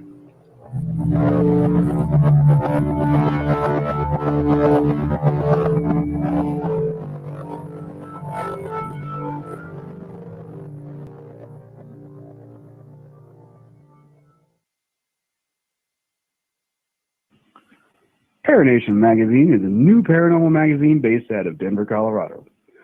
Our goal isn't just to give you the best paranormal content out there, but to promote paranormal unity. We're doing this by giving everyone an opportunity to tell their stories and to share their experiences. For more information, follow us on Facebook at Paranation Magazine and soon, paranationmag.com. I've Never Met a Dead Person I Didn't Like is the extraordinary travels of a young, alone, and broke psychic in the highly anticipated new book from internationally renowned psychic, medium, medical intuitive, and best-selling author Sherry Dillard. Critics have described I've Never Met a Dead Person I Didn't Like as an engrossing memoir, an empowering story of how a broken girl came to accept her psychic gift, a refreshing and fun read. I've Never Met a Dead Person I Didn't Like is available through Amazon, Kindle, Barnes & Noble, and wherever books are sold.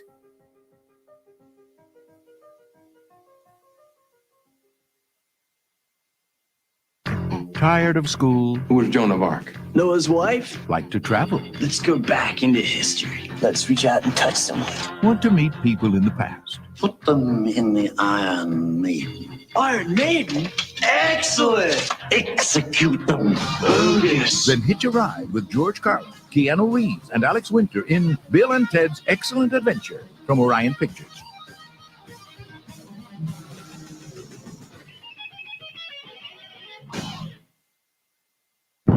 Are you intrigued by Paranormal Talk Radio? You'll love the new Paranormal Radio app from Talkstream Live. You'll find a great selection of talk shows covering UFOs, ghosts, strange phenomena, and much more. Download the Paranormal Radio app now and start listening to the very best in paranormal talk entertainment, including the network you're listening to right now, the Paranormal Radio app, free in Google Play and the iOS App Store.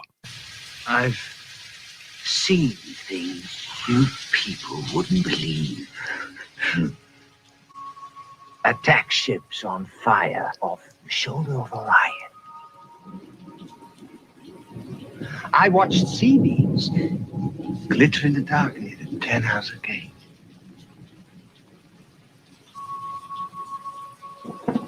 All those moments will be lost in time. Like tears in rain. Time to die.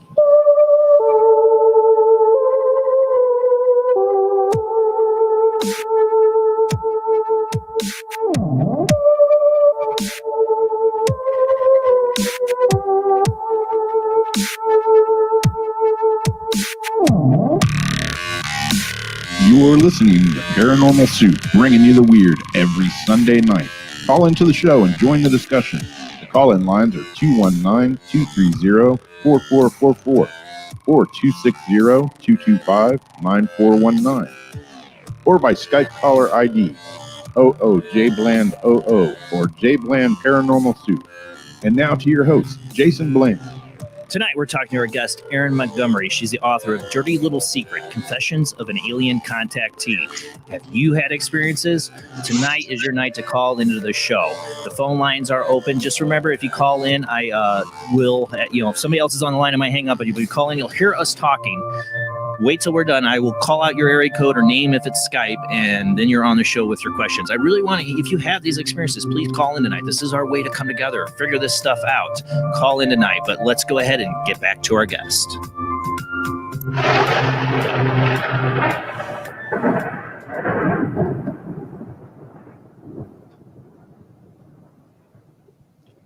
Now, trying to figure out the big question is, are the aliens good guys, bad guys? What are they?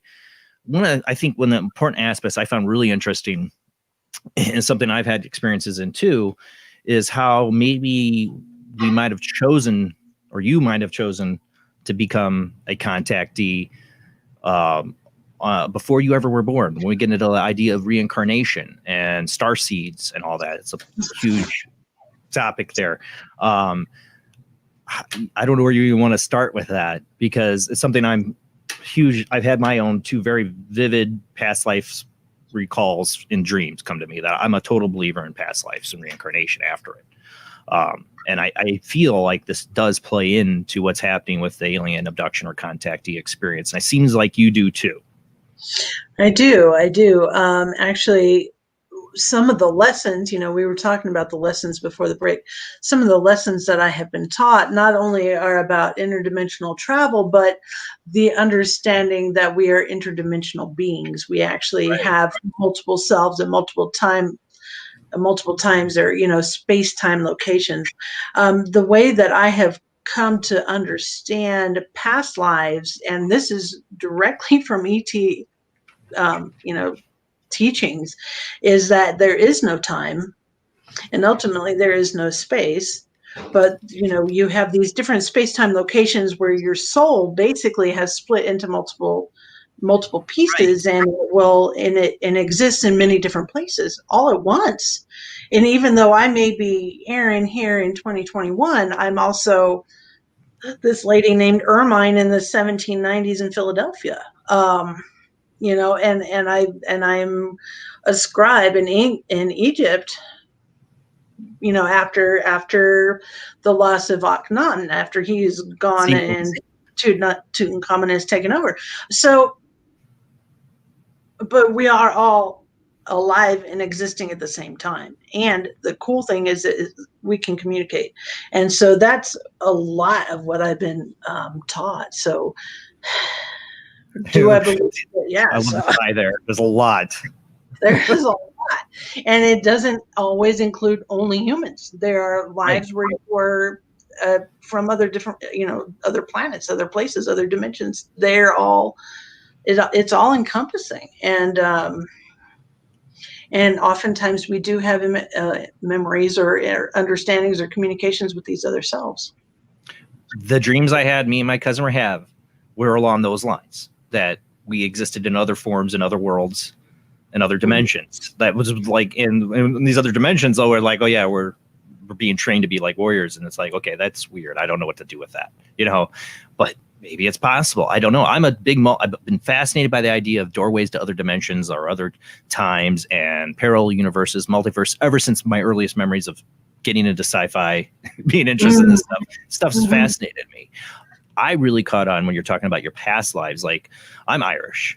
I have a lot of Irish in me. I've even wrote my experience with the green head as a understanding maybe it was a banshee experience or something to do with my Irish line, because my cousin was with me who has maybe a little bit of Irish. He doesn't have the Irish I have from my father's side. He never heard the wail of this green head. I heard it wail. So I've always speculated as a banshee, but the Irish, going back to their, wherever they come from, are kind of a mystery race. A magical race of people. And I have always been interested. And you bring up something. I got a call waiting on the line. I'll get to you in Zach, but I want to get to this. You bring up this idea, the Irish had protected a gateway to another dimension. Like, this is just so fascinating to me. I have to kind of delve into this a little bit. Right, right. And if you look into Irish mythology, there are several different raids or, invasions of Ireland. And one of those invasions happens by a group called the Duha de Danann, which are the people of the goddess of Danu. And from what I can understand, they came from 4 different cities or places on these ships. and, Right. and came to Ireland, and they defeated what they're called the Fear Bolgs, which were just like almost like proto-humans. They had just learned agriculture. But in my memories of being one of these beings, actually I was born on Earth after my parents had come to this planet. And they came because these humans that were starting to plow and whatnot actually uncovered the gate, and so the gate needed to be protected. And I had memories of the gate being there, and I had to fight in battles against another wave of invasions called the Malaysians, who came from Spain. These are humans, and they just wanted to expand and come into Ireland. Mm-hmm. Who I actually I'm actually descended from them. I think genetically, that's where my family line is from. Because there's one, like there were 3. This is where it gets all weird. It's like I've my past self had communication with my ancestors of this body. There are 3 ships that are coming to Ireland, and the father of the 3 men who were running the ship said whoever lands first gets the most land, gets the most property. And one of the brothers saw that they were losing, and he chopped off his own hand and threw it on shore first. And so everybody that is descended from that man has a severed hand on their shield, on their family crest, and so that's my family crest. But being this other race of being trying to protect the island, and knowing that my people needed to go home, I didn't feel like we needed to be there. And so I knew that I was killed in battle, and where I was buried, I had this weird belief or understanding that there was a monument placed on top of the burial site, which was New Grange, or Brunnaboyne, I think it's also called. And then I was having a sleep study done in like 2017, 2018, I think it's 2018. And as I was getting strapped into all of these wires and things before the sleep study, I was watching a show about Stonehenge. And it happened to be a year where there was a great drought in Ireland, and they talked about going to New Grange, and they're flying a drone over New Grange, and because everything was so brown and so dead, they could actually see that there was a stone circle right next to New Grange. And I remembered my people erecting a stone circle over the gate to protect it. And so that was a huge revelation. Like, I knew that was there. I knew it was there. Yeah, and I love like your explanation, like, because I've talked about my past life experiences and how it explained why I'm wired the way I'm wired, and it seems like that's what you do in your recalling of like several past lives about why you're wired the way you are. Like I've always been fascinated. What I really is interesting is that I even read whole books on this subject. Is Akhenaten. I've been fascinated with that whole history, and your recall of that was really interesting. Like that you met your past life. Am I understanding your past life? You met Akhenaten, like he gave you some wisdom, and then you were killed for it. Right. It was after he had been either killed or died or whatever, and he had been erased from history. So I was scribe. Yeah, I was a scribe working in a temple. I want to say it was the Temple of Karnak, but I really don't have that information. I was a scribe and I was working, but I started having these dreams where this alien being was coming to me, and in the past life, you're having the dreams. In the past life, I was having these alien encounter dreams, yes. Right. But the alien that was there was Akhenaten with the extended head and curvy body because he had very feminine waist and hips. You know, and I knew that's who that was. You know, me recalling this in the dream, I knew that's who that was. And so when I went and told the priest that was my friend and my you know, he was my boss, and he was a really good friend. And I told him my experiences. He's like, you can't talk about that. You can't talk about that. You're going to get killed. So you just hush. But I couldn't because it kept happening, and I had to tell somebody. And so I remember going to like it's not a pub or an inn or anything, you know, whatever place Tavern. people get. Would it be in ancient Egypt? Right, exactly. Right. I got drunk and I blabbed, and there were people that were there that heard. And the next day while I was working, the priest friend came and he said, I am so sorry, and pulled me into a hug, and he killed me to protect me from whatever it was that they were gonna do to me. Great time in history to review people is Akhenaten, erased from the Egyptian history as on the king's list. It's really fascinating. He looked totally different than all the other kings. You know, he was monotheistic instead of polytheistic. He tried to change the whole religion of Egypt, and some people speculate he was the Moses, or not, you know, of from the Bible. I don't know about that. But I've read a book on that I don't know if I'm trying to remember the name of the book I read that tried to speculate that he was Moses or whatever, but he was something special, definitely something special. And Tutankhamun was his son. Right. You know, I've been fascinated with that whole era of Egyptian history and what he was, and I think that's one of the big examples of some kind of alien interference. Now, I'm being selfish here. I have so much I want to talk to you about, but I do have people waiting on the phone line, so let's get to one of them. The other one, just stay on hold. We'll get you in a minute. All right, we got Zach on the Skype line. How you doing tonight, Zach? I'm doing pretty good, brother. How you doing? Doing great. Enjoying this conversation a lot. So I know you always have great questions, so go ahead and shoot. I know, man. And honestly, I was caught up so much into the conversation that it was hard for me to come up with a question. So 200 tabs open in your mind, like Laura said. I love her. Yeah, exactly. But you know what? I do got one question over here, and I guess I know you got people waiting on the line, but I'll share one of my experiences actually that I did have. Okay, Erin, very nice to meet you. Nice meeting you too, Zach. My question goes back to the experience that you had where you saw a gentleman over in military garb. He had his back over towards you.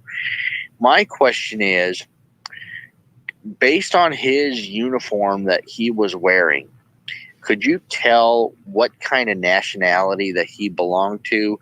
Or do you really believe that maybe he was working maybe for some other kind of independent government entity or whatever it might be? And can you just elaborate why you think so? I don't know who he was working for. He was in military fatigues, you know, camo. He had on a white lab coat. He did turn and face me. He was, you know, Anglo-Saxon. He was Caucasian. He had a buzz cut haircut, and his hair was gray. I would say he was probably late 50s, early 60s, older man. I don't remember any insignias or any, you know, stripes on the shoulders. Nothing. I don't. Wearing a lab coat. Right. So yeah, I couldn't see that, and you know, I didn't. So I don't know. I just know that he appeared military due to the haircut and the fatigues that he had on. Okay, cool. And then I'll share one of my experiences actually that I did have. And Jason, you've heard this story before, and anyone it's all right. Has listened to me for a long time and knows this story as well. So the summer of 2009, I had a whole bunch of interesting experiences. I'd see UFOs in the sky, and I couldn't explain them.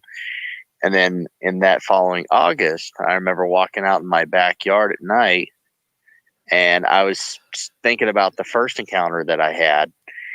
And I looked up at the sky and I said, look, guys, if you give me a second chance, can you send somebody down to talk to me? And I saw the bright white flash in the sky, and I took that as a yes. So I went back inside and I went to bed. Well, I woke up the following morning. I felt my upper body being elevated up to where I'm sitting up, and I see the silhouettes that are in my room. There's a guy that is sitting to the right of me. I can't see his face. It's a silhouette, but he has long blonde hair. And then to my left, I couldn't see their faces, but I saw two entities that had brown jumpsuits and they had pale skin. So I look over at the gentleman that's not to my right, and gosh, I've told this story so many times. It's all right. Sometimes I try to get my facts together. So basically, I knew these guys were coming in from whoever I was talking to that night. And I tried to extend my hand out, but I couldn't move. But I was able to get out in my mind. I said, I'm Zach. Now, when I would say something over in my mind, he would verbally respond it back to me. I said, I'm Zach. And he says, we know who you are. And I even asked him, I said, do you know who this being was that I encountered the first time that you guys came down? He said, I don't know. And then I asked him, I said, what is your name? And he responded by saying 92, which was really odd to me. I'm like, he's giving me a number. He's not giving me a name. And this request was also very weird. I said, well, can I feel your hair? And he turns to the side. I still can't see his face, but he turns to the side, and I feel some movement able to come back into my fingers to where I grab his hair and I feel a little bit, and it feels very thick like it's straw. Anyhow, eventually he gets up and he says, we have to go now. Now, when 92 was walking, he had his back turned to me. I can only describe it really as he just phased out. And then I turned to the left and I saw the other two beings over there, the ones in the brown jumpsuits. They also phased out as well. And I didn't realize it, but at this time, it just almost, I guess the way that I could see my vision and all that, it almost feels like when you're waking up for the first time and it's kind of blurry a little bit. That's really how I was in that state. And then when they left, I just woke up. I was right out of it. And that's really the last time that I've ever had an encounter with these beings. But I could still tell that they still watch me, because I'll go up at night. I'll be out smoking a cigar, and I'll see the lights now and then flashing. And it was kind of interesting, actually, last year, because I was actually watching Jamie and Rob's show one night, and I look over to the east, and I see this object. I guess I can only describe it as like it's a silver ball, but it would emit a flashing light. It moved a little bit further away. It would flash again, still start moving away, flash again, until eventually it disappeared. So that's one of my contacting experiences that I've had that I just wanted to share. I think it's interesting that he gave you a number and not a name. I very rarely get any names, and a friend of mine had done some work just last night, actually, and had asked him, what is your name? And the response he got was, we don't have names. So it's interesting, the different concepts, I think, that or identifiers that all of these different beings have. Makes me worry they don't have individuality very well down. It seems very, What if hive-like. they're a hive mind? I mean, it could be a hive mind. We could be dealing with the Borg type thing, or Right, here, Trekkie.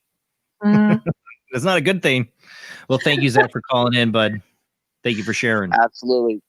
Thank you, Erin, so much for answering my questions and also hearing my story. And before I go, Jason, I just wanted to say congratulations, brother, on making one of the top 50 radio shows. Thank you. That's out there. You beat Steve Bannon, which I was laughing so hard. Now I'm just waiting for you to beat Rush Limbaugh and Owen Schroyer. Yeah, my wildest dreams. I don't make any money doing this show while Rush Limbaugh is at the top making a lot of money. So that'd be nice, but I don't know. I tell you what, man. I didn't win the Powerball, but if I win the Mega Million next Tuesday, Okay, I will donate to the Paranormal Soup Fund. Oh, well, let's hope you win because I am not playing. All right, Zach, have a great night. You too, brother. Take it easy. All right, bye. All right, we got somebody else on the phone line I want to get to here. It's been waiting. 860 area code. Who do we got? Hi, Jason. It's Ariana. Hey, I was hoping you'd call in. How you doing tonight, hon? Good. Hi, Erin. Hello. How are you? Yes. I'm good. I wanted to share my experience with hybrid children. Yes, please. I've said before that I was abducted since I was 5 years old, and continually. And in my late teens, I was showed lessons and shown history and knowledge and things like that. But when I was having children, I also had hybrid children, and I had 4. I had 2 female and 2 male, or what I would think, or what I felt were 2 female and 2 male. And I wasn't shown, I don't remember them being born, but I was shown them later when they were already there and they knew me, they recognized me. And I do remember what resonated with me was that I felt like I was pregnant for like 3 to 4 months. I knew it, you know, and then and finally I would say, oh, I'm going to do a pregnancy test, and nothing would come out. The next day I'd be back to normal. Yeah. And yeah. so, That's a very familiar story. Yeah, so it does resonate with me, you know, and you know, so it's out there, you know. I think it's also a family thing, because it wasn't only me. Also, I worry about, you know, my children and grandchildren with that also, because of the experiences I've had and connection I have, you know. Now, I also had something that they had given me when I was 5, and I don't have it anymore. So I never had implants or anything like that.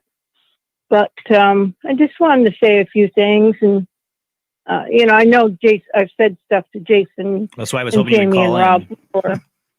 Yeah. So you know, I don't think I need to read your book. I would like to get your book, but I'm sure we have the same experiences. You really should. You really should, Ariana, because just from what you were telling me, I've read the book. Like, you really need to read it, because I think you're gonna resonate with it big time. Yeah. Well, I'll try to get it done. You know, Erin. You know? Let's hear what Erin has to say about your experiences, though, because I'm sure it's resonating with her. Your experiences. Yes, very much so. Very much so. I mean, it sounds there are so many women that have these experiences, and every time I hear them, it's almost like a carbon copy of my own, like the repeated abductions from childhood all the way through. The meeting of the children later is very, very common, and there's times where I meet them, you know, either at the time that they're born or while they're infants, and then as toddlers, and then, you know, as they're a little bit older. There's a constant contact with these children, and apparently that's really important. And they do know who we are. They're very well aware of who we are. Mm. Yes, they do. Yeah. What I worry about is that I've gotten the feeling that they're coming back, and I certainly don't want to be involved anymore. So I'm trying to figure that out at this point. Coming back for you? For me and my family, yeah. Mm-hmm. That's one thing out of all my paranormal experiences and research, and I may know how to protect myself from spirits and demons and all these things, but I don't know how to stop this. I don't know how to stop this. Right?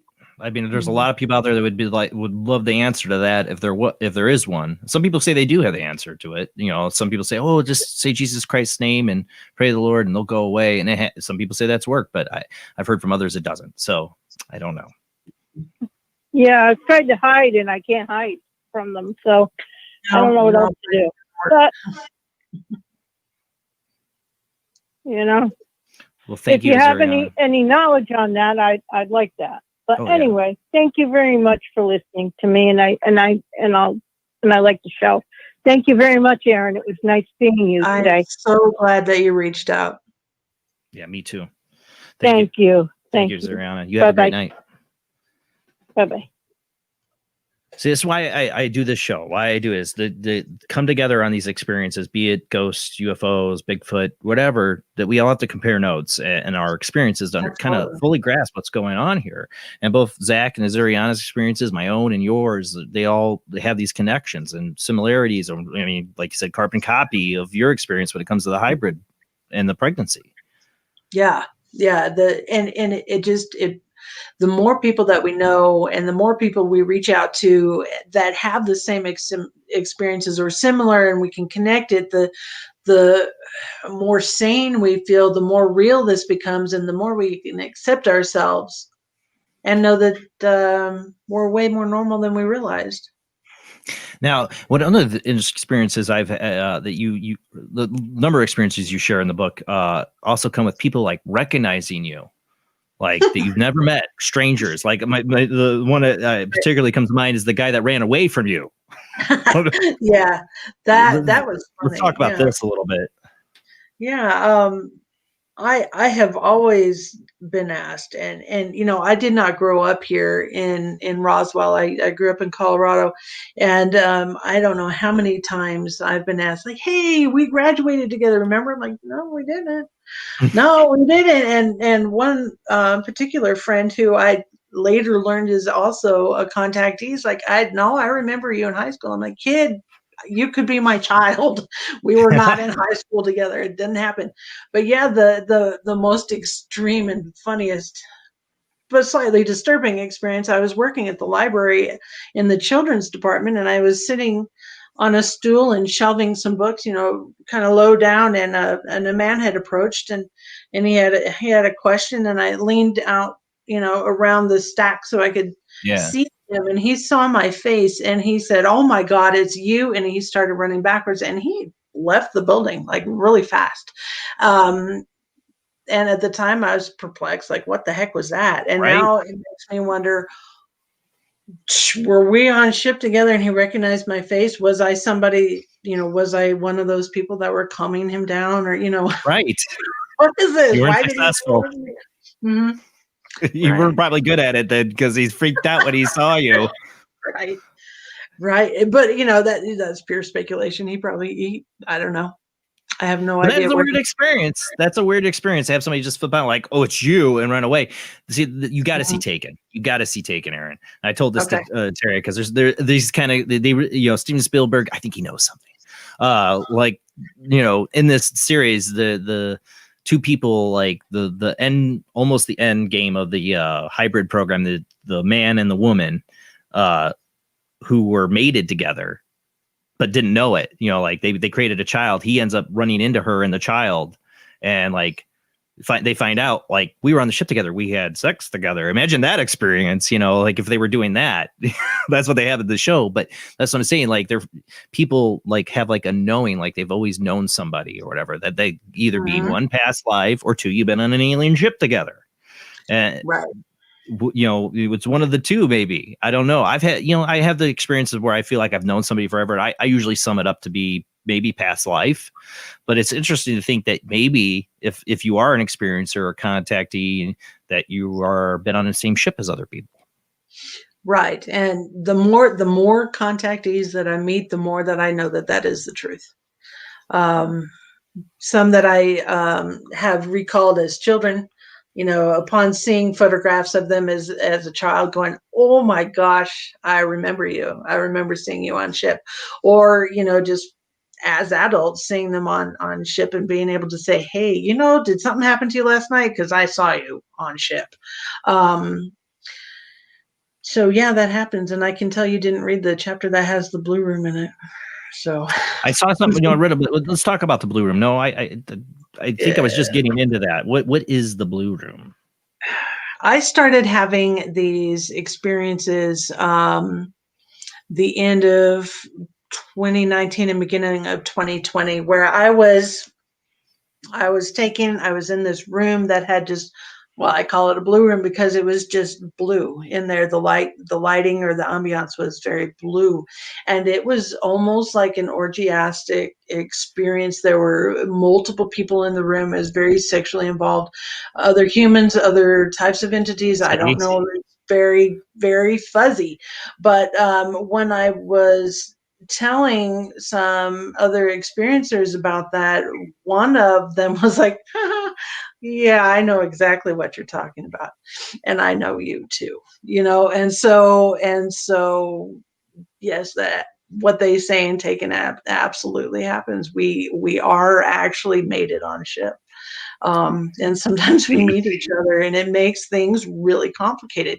And I after, and it was several nights in a row that I was having this happen, and I would come back to self saying, I am getting really confused, because at the time I was married, no longer married, and the blue room has a lot to do with that.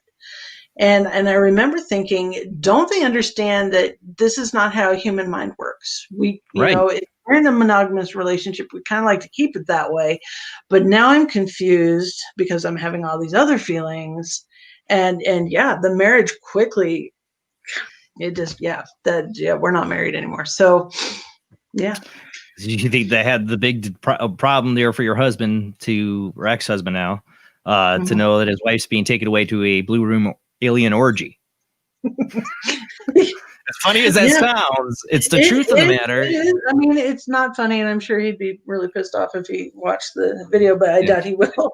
But I remember saying, okay, if you're going to do this to me, at least include him, because he is also a contactee, and it's like, can you just, and then the next night I am in the blue room again, but it was anti-gravity, which was kind of weird. We were floating around, and there was a female telling me, lift your hip up just a little bit this way, it will increase something, I don't know, and so I was doing this, and then I see my husband floating by, like almost like with a Mai Tai in hand on a floaty, just like he was in a swimming pool or something. I'm like, that is not what I meant, but haha, very funny. Yeah, right. So I mean,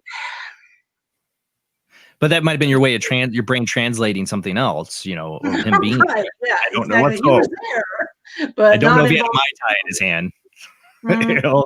Screen memories. Exactly, and very silly ones. Again, you have to see Taken, because that's totally like the scene in Taken, but just two people, not an orgy, but they're totally anti-gravity, like sex scene going on. Yes, I really have to watch this show. I own it. My wife bought it for me on box set. You have to. It's hard to find. It came out in 2000, but my wife got it for me as a birthday or Christmas gift once, and because she knew how much I loved the series. And I talked to all my guests, like, have you ever seen Taken? No. I'm like, God, this is like. Literally was on TV once, and then they never replayed it, and it was totally like all this abductee stuff. Like I said, Steven Spielberg, he knows something.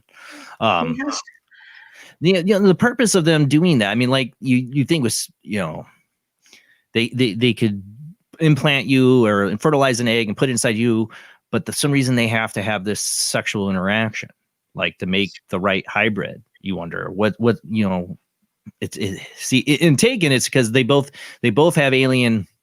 One has definite alien genes in them. The other one's a human who has genes that are compatible with aliens.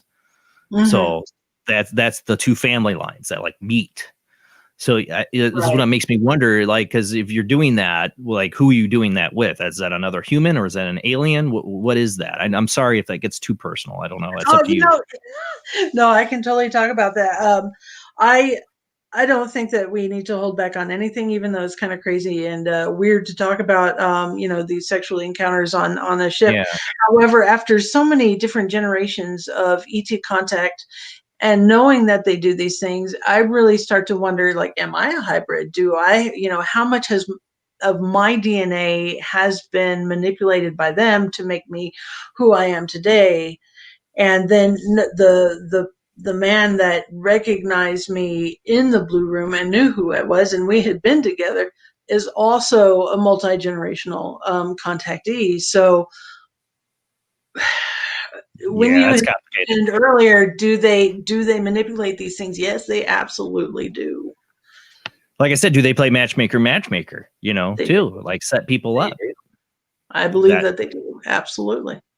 It makes you wonder, like Benny and Barty Hill were like, the first case, where they put together, and this was like their whole abduction experience was like a checkup on them. There's so many aspects of this we just can't grasp or understand because of the lack of information. That's why I say I do the show, so people come together. We can kind of slowly piece these things together, and that's why I think your book's important for people to read. Like as Ariana, you should definitely read this book, because we gotta put it all together, try to figure out what the heck they're trying to do. Are they just having fun orgies in space, or is there a purpose behind it? What's the end game? Are they gonna God, there's so many factors. Are they having genetic problems they have to fix, so they need us? I mean, the questions have been endless, of the purpose, but the effect is you get a lot of confused people on Earth. Like, what was that alien orgy in the Blue Room going on? Like how many people woke up from that orgy going, what the heck was that? Right. It's going to mess with people. It's going to, mess with your marriage. It screwed your marriage up. Absolutely. And it wasn't because your husband wasn't open to the idea of aliens, right? I mean, from what I read from the book, he was very open to the idea, and he believed in it and had his own experiences. Correct. Yeah. It wasn't that he was not involved. It was, okay with my contact because he was a contactee as well. He did struggle coming to terms with it. He wasn't at the level that I was. He had a hard time reading the articles as I was writing them, before they were compiled into this book, just because he wasn't ready. But yeah, I think that's that it's normal and okay, but it really affected me personally. And actually, the next book I'm going to write about alien contact is going to be how ET contact affects relationships on multiple different levels, including just like this. Well, I mean, you had an open relationship to talk about the alien contact. Think about those out there having these experiences and they have a partner who's complete skeptical, doesn't believe in it, and they're on their own in this marriage. That's got to be tough too. Absolutely. I've talked to many people who struggle with that. They're, shot down. Oh, you're just looking for attention. It's all in your head. You've got to be kind of crazy. And then you just shut down because who else are you supposed to talk to? What are you supposed to do? Who do you turn to? Yeah. That's got to be really hard on people. But I'm lucky I have a wife that's very open and understanding. We can talk about things. That's why I knew I was going to marry her. Terry's got a lovely wife that made him journal everything down. Sheila, I give her big kudos for telling him to journal that, write it all down, because it helped write his book years later. People have, luckily, you guys, had partners who were open and you could talk to about it. But yeah, you have to imagine how many people are out there struggling with this, that if they said a word about it to their spouse would be like, okay, we're going to go check into a therapist. And, you see the straight coat coming in, it's got to be really tough. Right. We have somebody else waiting on the phone line I want to get to here before we go to our last commercial break. We got 858 area code. Who do we got? Laura Wolf. Hello. Who is it? Laura Wolf. Oh, hey, Laura. Hi. Thanks for calling in. Hi. Okay, I closed down 199 tabs in my mind. Got one for us. I think I've narrowed it down. Yeah, one. Okay, it has to deal with near-death experiences. Ooh. basically the two different kinds, the vortex kind and then the walking on the beach with Jesus kind. Now, do light workers, starseed, aliens, whatever that you want to call them, do they see the vortex kind of, near-death experience? Does that have anything to mix into all of this? Because it all mixes together somehow. It's all a big code. Are you asking, Laura, if they were involved in the afterlife part? Is that what you're getting at? Or? Yes. Yeah. Okay. Like what we see. Do we go different places? Like if we are a starseed? Yeah. I think that's an excellent question. As a starseed who has been taught how to travel interdimensionally and also to help spirits cross from one plane to another, I don't necessarily see a vortex. I just see, well, I guess it could be seen as a vortex. It's what I would call an Einstein-Rosen bridge, or a wormhole. From one place to another, and Semantics. sometimes it just looks like a hole in the wall. But those are the experiences I have. I wouldn't say I've had a near-death experience, but I've worked with enough spirits who have just crossed to hear that what their experiences are when they cross to the other side, so to speak. But as a starseed, I'm curious too. Are our experiences after death going to be different? I don't know. Alien connected. Right. Okay. Yeah, that's what I'm trying to figure out. Okay, thank you. It was a good question. All right. This is an excellent question. Yeah, Excellent. you found the right tab out of the 199 there. Yes, I finally settled on one. Okay, thank you so much, and I didn't swear this time either. All right. Well, have a great night, Laura. Thanks for calling in. You too. Goodbye. Thank you, and thank you, Erin. Goodbye, Laura. But we'll be coming up commercial break about like 10 minutes, and we'll probably get more into the whole starseed aspect. That's a whole huge other aspect there of this phenomenon. And again, this goes like, do we choose to be contactees or abductees? Past lives to play in this. I'm a big Art Bell fan, and back in the day, he had John Lear on his show, and he said something that's had me. I even got to ask John Lear about this too. Fascinated with a comedy made about aliens and the moon being a soul capacitor, and that that they are partly in control, like of when you pass away, that there's like this super soul capacitor that holds all of our souls on the moon or whatever. Crazy idea, but the idea was like, do you go to the light? Like if the aliens are in control of it? That was the question that terrified me when he brought it up. Yeah, that is a good question. If the aliens are involved, do you go to the light? I guess that would have been if you're afraid of them or not. Right. I mean, I think, okay, like the past life, if you bring in the whole past life thing and then they're involved, that means they're involved in the afterlife. That's what it means. Like if they have some connection to that, what you choose for lifetimes in your journey as a spirit, that means aliens are involved in that. And what does that mean for the whole human race? If it's aliens involved in the afterlife, that is this the Matrix? Is this all real? Like the brain starts to question everything at that point. It does question, and there are people that do believe that this is just a computer generation. And as soon as I start to go there, I have like a misfire in my brain, like nope, we're not going there right now. It's just too scary for me to think that this isn't real. Right. But at the same time, if I can exist in multiple different places and be aware in multiple different places, who's to say that this isn't just a simulation? Right? Red pill or blue pill, Erin?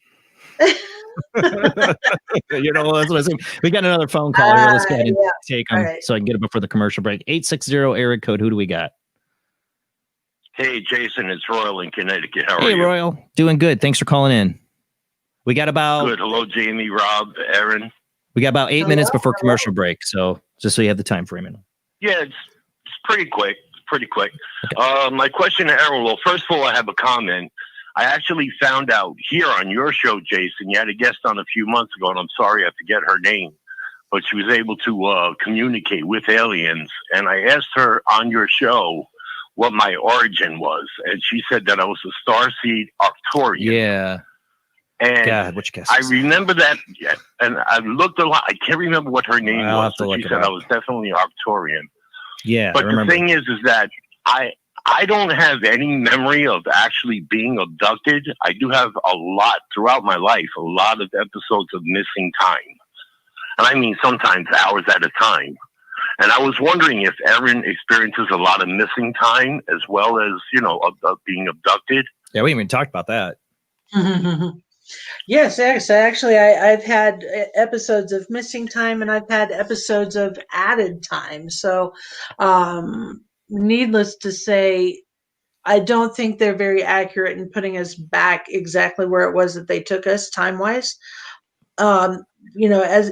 As I have come to understand, there is no time, and so when they take us, it removes time from the equation, and so plugging us back in is perhaps a little bit hit or miss. I think that they want it to be seamless, but it not always is.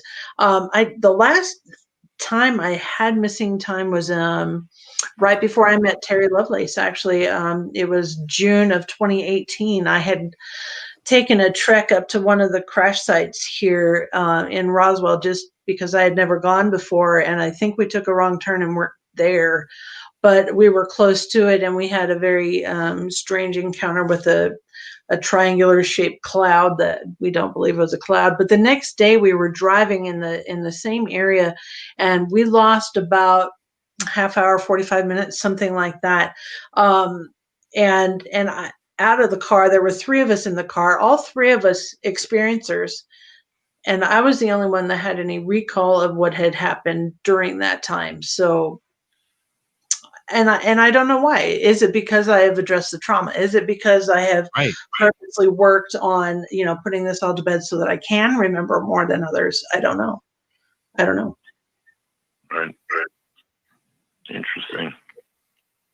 I mean, I only had one occasion back in, I guess it was 78, because I was about 14 years old. I do remember being in my bedroom one night and being dropped on my bed. I felt like I fell from about 3 or 4 feet, and I landed on my bed. And when I landed on my bed, it was just becoming daylight outside. And as soon as I hit my bed, I heard my mother screaming in her bedroom down the hall. Oh, and she had woken up, and she opened up her window. She opened up the blinds. And in the building right behind our building, she saw the typical V-shaped craft sitting there with a light in each corner, 3 lights. And she said it was just sitting there motionless with no sound whatsoever. And it just slowly started to pull away to the north and just drifted away out of sight. And I was wondering if I was taken or they were just in the process of taking me. I don't know. You were returned. I have no memory of being abducted, though. Yeah. You were returned. I feel like I was returned. Yeah. That sensation of dropping into the bed.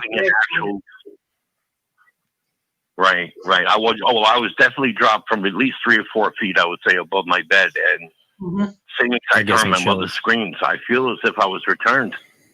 Yeah. I think you may be right. Wow, Royal. You need to read this book, Royal. Dirty Little Secrets, Confessions of Alien Contactee. You need to read this book. You should read Terry Lovelace's book, too. You really should. Where is it available? On Amazon. Anywhere else you can get it besides Amazon? Nope, just Amazon. I know. I hate it. Yeah, I'll definitely go to my website. I want to pick that up and read through it. Yeah. Well, you definitely need to pick it up. Even though I say screw Amazon, go get on Amazon, go get the book. It's worth it. It's worth it. Yeah, absolutely. Sounds like it. Well, thank you, Royal. Thank you so much for answering my question. I appreciate it. Absolutely. Thank you for calling in. Enjoy the rest of your morning. Thank you. You know, that his story there being dropped on the bed gives me chills because that's how my shadow person experience ended. Was being levitated up off my bed physically, not like it would take me out of my body at night, come torture me and show me things that I shouldn't know, like remote viewing or something. Like it astrally take me and show me things to torture me. And but the last night that it really got to me, it actually physically levitated me up off my body to the point where my nose touched, the ceilings. I have like the stucco, little points, like my nose touched it. I felt it and it lifted me up, threw me down. I'm bouncing on my bed, but I can't move. I'm paralyzed. Lifted me up, threw me down. And the third time it lifted me up, I'm like, dear God, save me. Please, God, save me. So that, if it was alien, that worked for me, because something flashed and the scene like screeched, the shadow person, and it was gone. And I actually saw a man walk through the light and, like basically give me a look like, you messed up. I'm cleaning up your mess. And I think it was my great grandfather. It's a long story. I've written it out, but that bouncing on the bed, that feeling, like I said, I always find more comparisons to my shadow person experience to alien experiences of abductee than I do to like demonic or other people's experiences with, like the paranormal. Right. And it could have been that they just felt that you were more comfortable understanding shadow creatures at the time than you are, with the alien contact. That is, in and of itself, could have been a screen image. It's possible, but there are times I mean, not all my shadow person experiences, they weren't dreams, like walking like outside of my house at night and seeing this thing walk up at me. Like, there were full conscious experiences at times with this, and two other people were going through it at the same time. Still something I'm trying to grasp with. And then add the alien thing on top of it, and I'm still trying to grasp what the heck happened. And that was, a long time ago. I was 18, and here we are still trying to figure these things out. And that's the thing, Erin. Do you think you're going to get your answers or have it all figured out before you leave this realm of existence? That's what I was about to say. I know the point. When I know everything is going to be at that point that I do cross on to the other side. But I would like to have as many answers as possible. And I know that continuing to work through trauma and consciously being able to communicate without going into a fear state is going to be key. At least that is the information that I'm receiving. That we have to overcome our fear of contact with them. What makes me think too, they've talked about like military programs. When you talk about my lab, that they had to train, like there's the conspiracy theory that, they've talked about they had to train soldiers. If you've heard different people talk about like the secret government programs, that they had to train soldiers to be able to handle seeing an actual alien. Like they get to die from a heart attack. I've heard those stories. So you wonder, and if you're taken in the middle of the night, like, where am I? And then you see this mandible mouthed alien mantis-like creature. Yeah, you might have a heart attack. Right. Yeah. We can only handle so much in this form. Right. All right. We got to go to our last commercial break, and I got somebody else waiting on the phone. We will get to your phone call after this commercial break. We got a lot more to talk about and only a half an hour left to show. It goes by quickly. All right, guys, we'll be right back.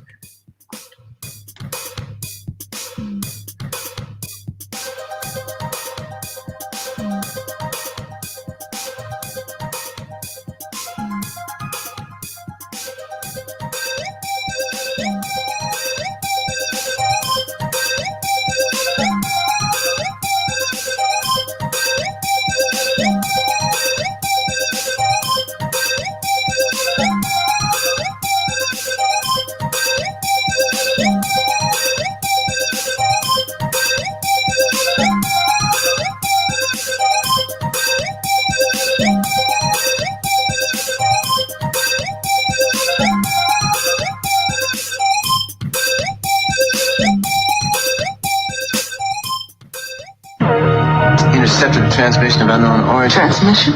Out here? SOS. Human. Unknown. Alien. Certificate X. Exclusive engagement at the Odeon Leicester Square. Now.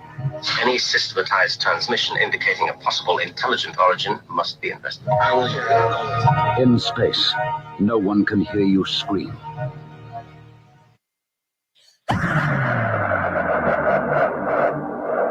If you are interested in discovering the truth about the paranormal and want to hear from leading researchers in the field, join Justin Brown on his 3 weekly shows named My Paranormal Soapbox, Necromancer Live Show, and the Supernatural Symposium, live on Facebook, YouTube, and interfacediff.net.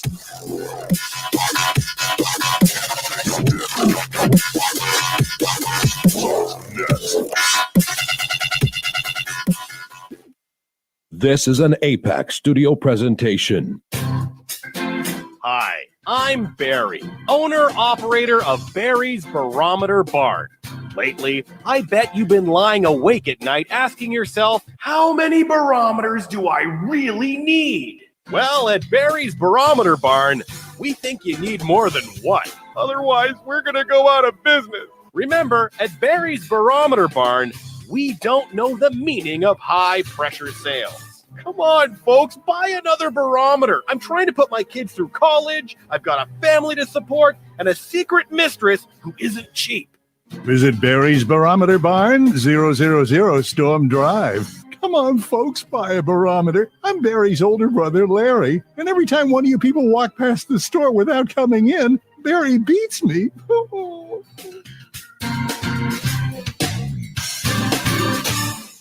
This has been a presentation from Tim Morgan's APAC Studio. For more almost professional amateur comic studio content, visit the APAC YouTube channel. Search APAC 2002. That's APAC 2002 on YouTube. When Alex Gardner is asleep, he has an extraordinary gift. The government wants it, the scientists want it, but to keep it may cost him his life. It might be better if Alex didn't sleep at all, but he cannot resist entering the dreamscape. Can you? See Dreamscape in the West End and all over London now. Certificate 15. It takes an extraordinary adventurer to enter the dreamscape. Are you intrigued by Paranormal Talk Radio? You'll love the new Paranormal Radio app from Talkstream Live. You'll find a great selection of talk shows covering UFOs, ghosts, strange phenomena, and much more. Download the Paranormal Radio app now and start listening to the very best in paranormal talk entertainment, including the network you're listening to right now, the Paranormal Radio app, free in Google Play and the iOS App Store. Join us every Wednesday night at midnight Eastern Standard Time for Weird Wednesday, the live stream, with your hosts Jamie, the Living Dead Girl, and Rob, the Phantom, where we'll talk about all things paranormal, including zodiac, astrology, tarot card and oracle card readings, live ghost boxing and spirit communication, where we'll do voices from beyond the cold case files. So we hope you join us live on Facebook and YouTube every Wednesday night at midnight Eastern Standard Time. We hope to see you there. Bye-bye.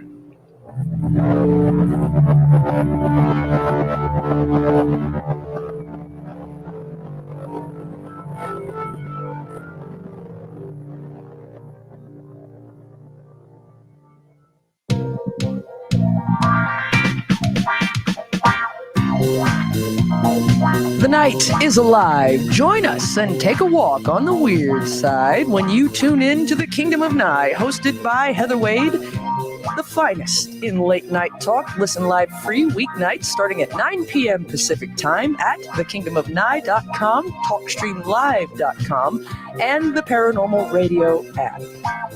Wanna take a ride?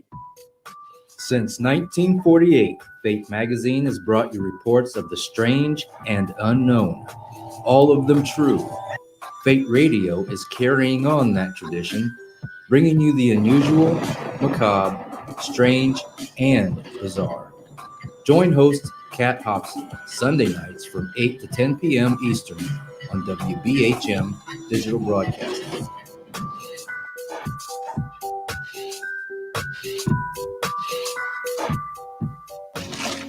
Heat 'em up.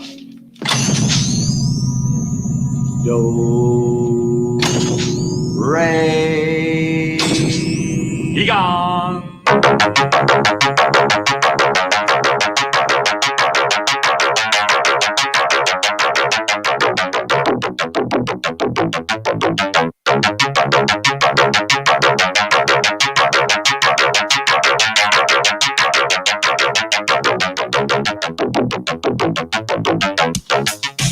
You're listening to Paranormal Soup, bringing you the weird every Sunday night. Call into the show and join the discussion. The call-in lines are 219-230-4444 or 260-225-9419. or by Skype caller ID OOJBland00 or JBland Paranormal Soup. And now to your host, Jason Bland.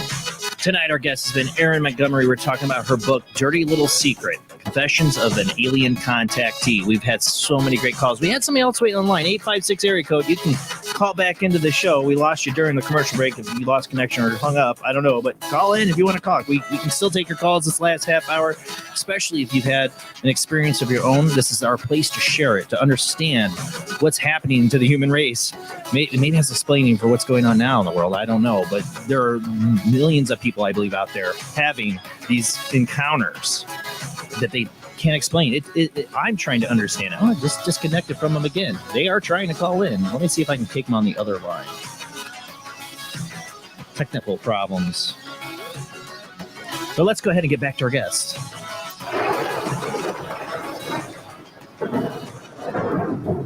Had a phone call on the line and then it hung up on them, but I think I got them now. Let's make sure. 856 area code. Who do we got?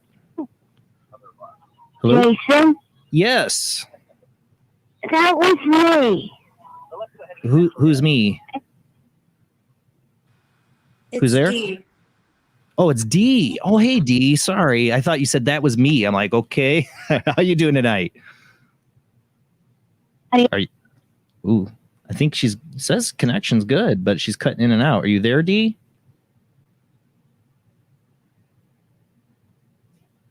It's weird. It's like it's there, but she's cut out. I know I kept on losing her during the commercial break.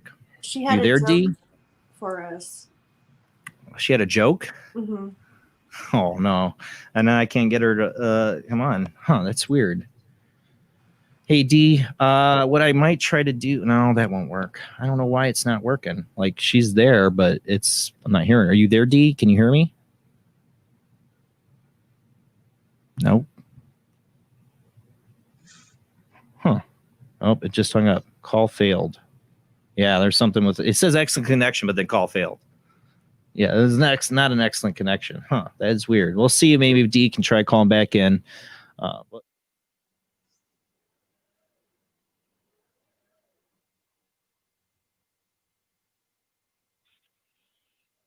failed.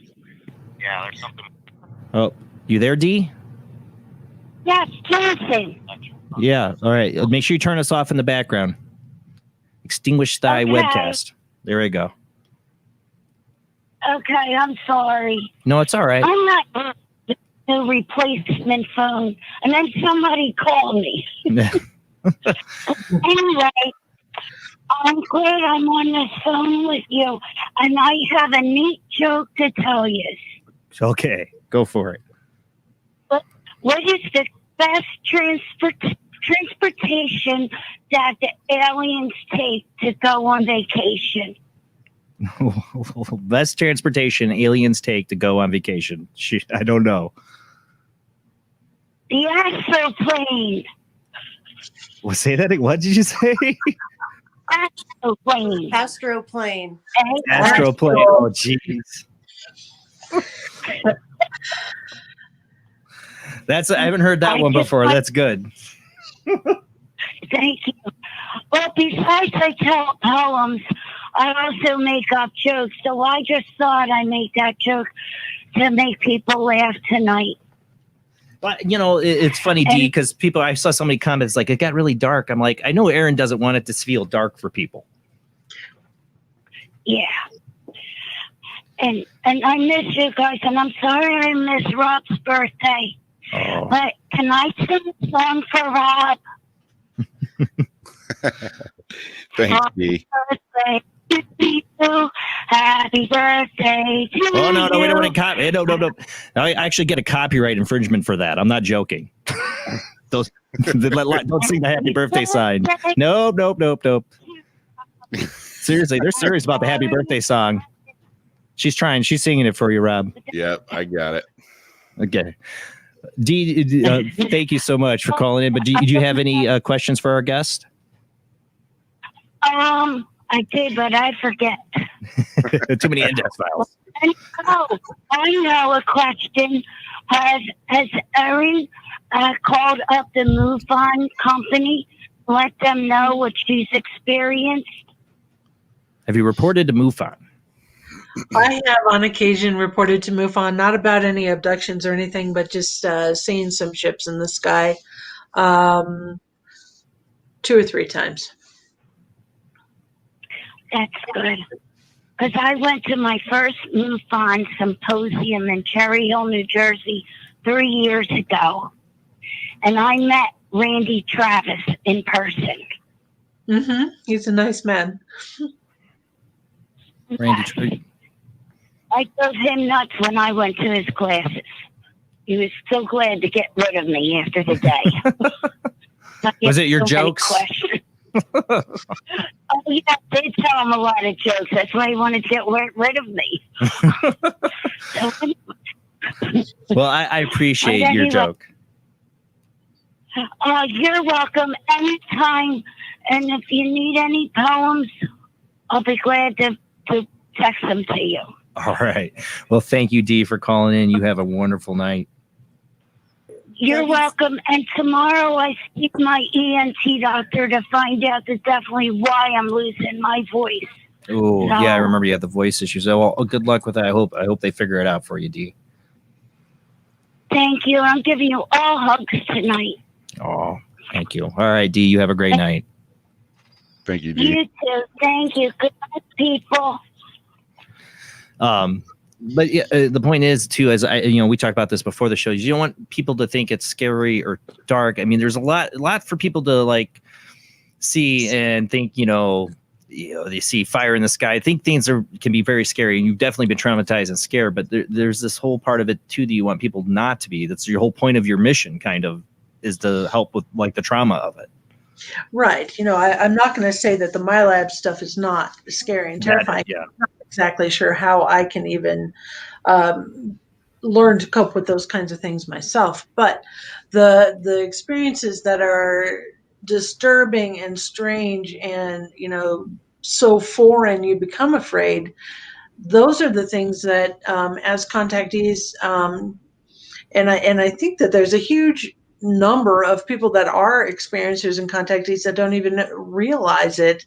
The more that we can come to terms with these things that are happening, and the less we react, and the more we say, okay, let's just take a second and breathe and allow it to happen, then we gain all that much more knowledge, and we are able to process it, and there's less damage, even in our minds in these moments. And I'm not going to discount the things that are traumatic and scary, because they are, and they're real, right. and we need to acknowledge them, but we can move through them to a different end.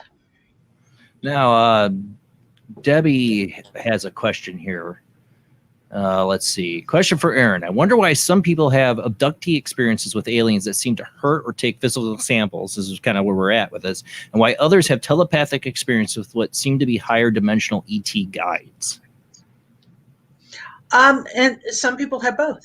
I know that I have both. And I think that a lot of it has to do with that processing.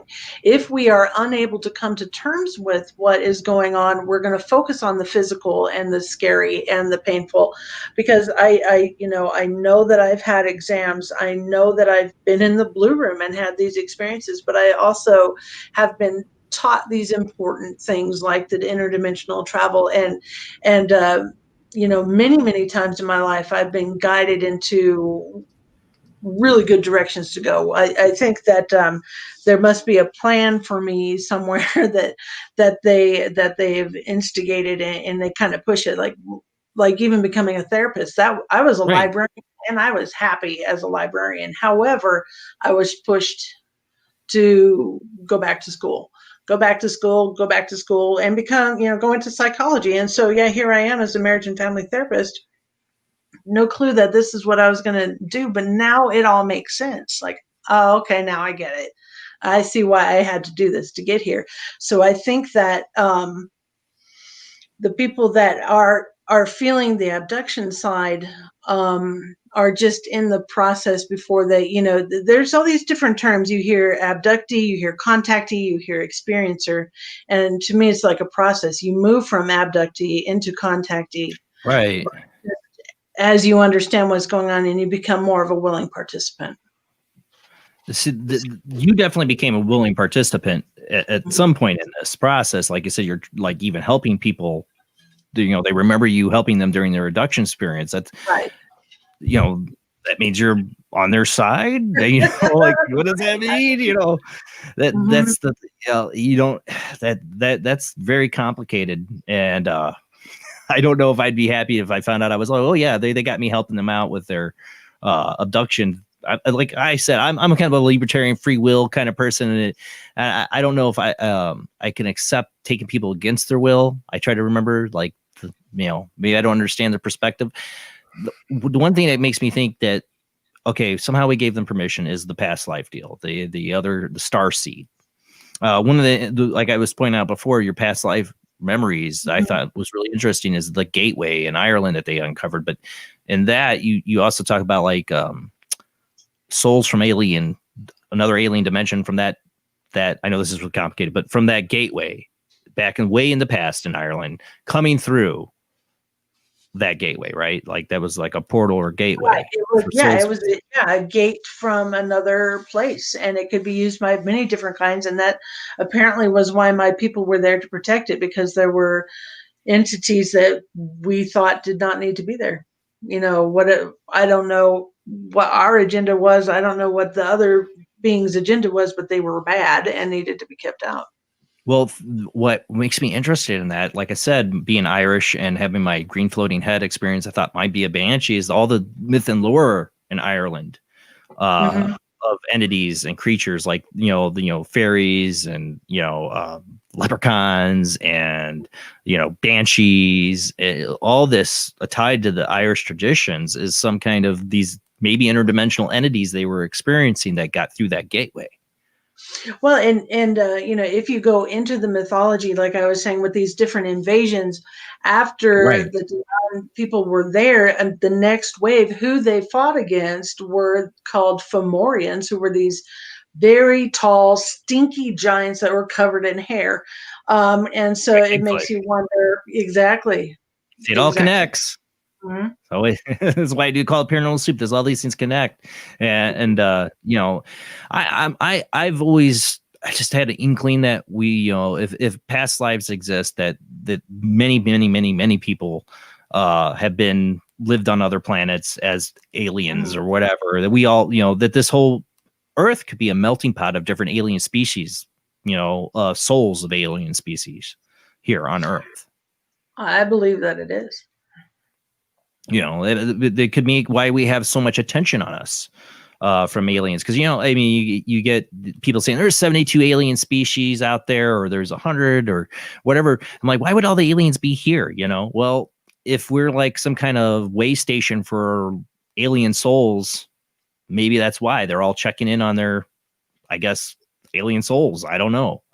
Well, and that's one of the speculations and the theories that I've heard, is that this place is an excellent place to go into the 3D reality as you learn how to negotiate these bodies and also bring in that the spiritual components. And apparently that's really, really important right now, is being able to reach into those spiritual realms and raise your vibration and try to bridge, as we were talking about earlier, the difference between the 3D and the 5D reality. But apparently we're being called in numbers to make that gap a little bit smaller. Or sometimes I wonder too, if people, picture, in Star Trek, they travel all these different planets, and they all have same atmosphere, almost the same atmosphere. They can breathe most of the air on all these different planets and nothing's affecting them. They just beam down. It's all right. But in reality, you go to another planet, it's more like probably Prometheus, where some alien thing, bacteria gets in you, and next you're spouting an alien out of your stomach or something like that. An alien, or I don't know, Ridley Scott fan here. But the way to get around that is if you can control souls, you can put a soul into an alien soul into a new body that is habitable for that planet. That'd be a way to recolonize a planet. You have to make a new species to inhabit the souls of those aliens there to be able to live on that planet.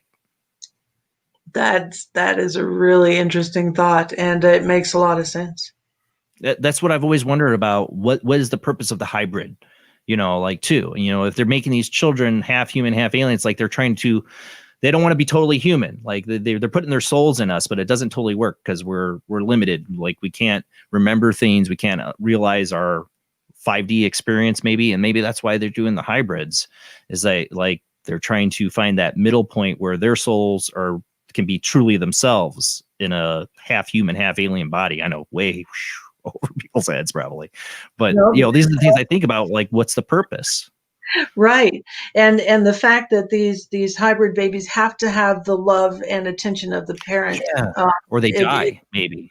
Exactly. And that is the message that I've received, because I have been taken on ship to care for hybrid babies that were not my own, because the mother was rejecting them and saying, I've never had sex. I've never had any children. These cannot be mine. And she was refusing, but the babies were in jeopardy. And so I took them and did what I needed. I gave them the comfort that they needed. Because who wouldn't do that? In my opinion, if I'm handed a baby, I'm gonna hold the baby. So another abductee that they were trying to get to hold their baby and they wouldn't do it because it's alien to them. Correct. That's exactly what was happening. Mm-hmm.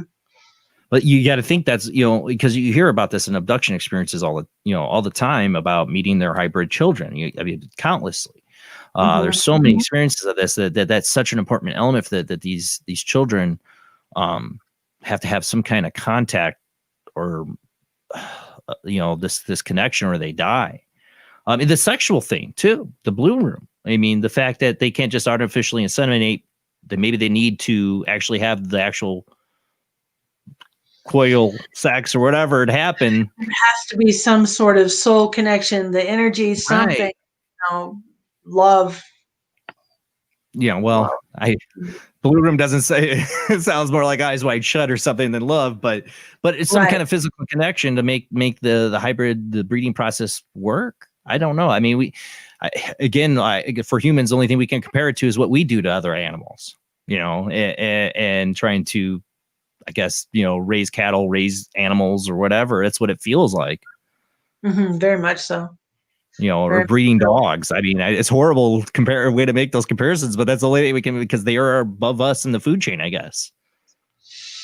That's true. However, they are a continued presence in our life. They teach us things. We learn from them, and it can be a very strong bond. I mean, there's several entities that I would even call my friend at this point in time. I recognize him when he's here.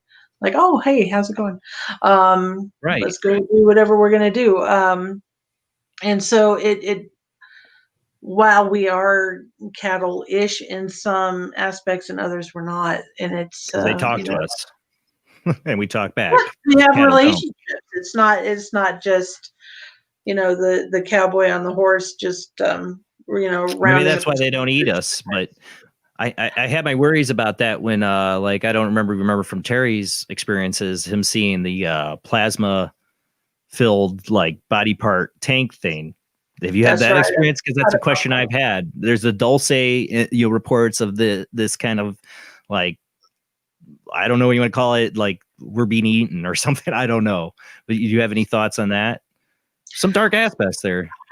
That's very dark, and I think that I put that story away in my mind. I didn't even want to remember that of Terry's experience. That was definitely my lab too, related. Yeah, that was my lab stuff, and you said Dulce, and that's where I've really assumed that that abduction and the removal of the baby that I had that was so traumatic.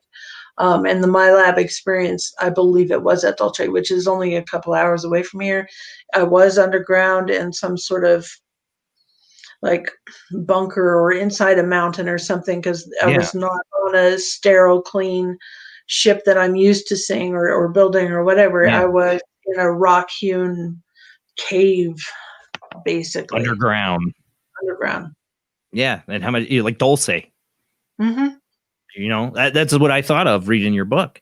And this is what I wonder is you've been taken by a certain race of aliens that are nice. They're trying to guide you, teach you things. But then there's another race of aliens working with our government that are using you too. Is that kind of the gist I'm getting?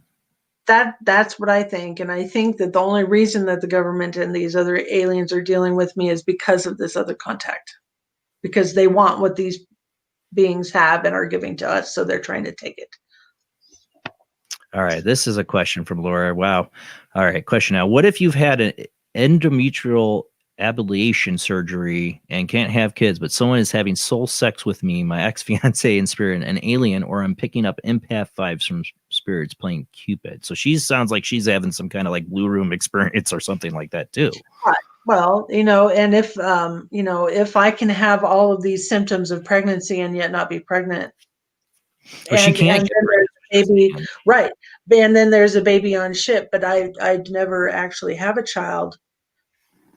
I don't know, and it's something that I've been thinking: is everything here on this plane, or is there an astral version to the, or Abduction. astral level to the abductions and the actual hybrid program? It's a possibility, but we just don't have information yet.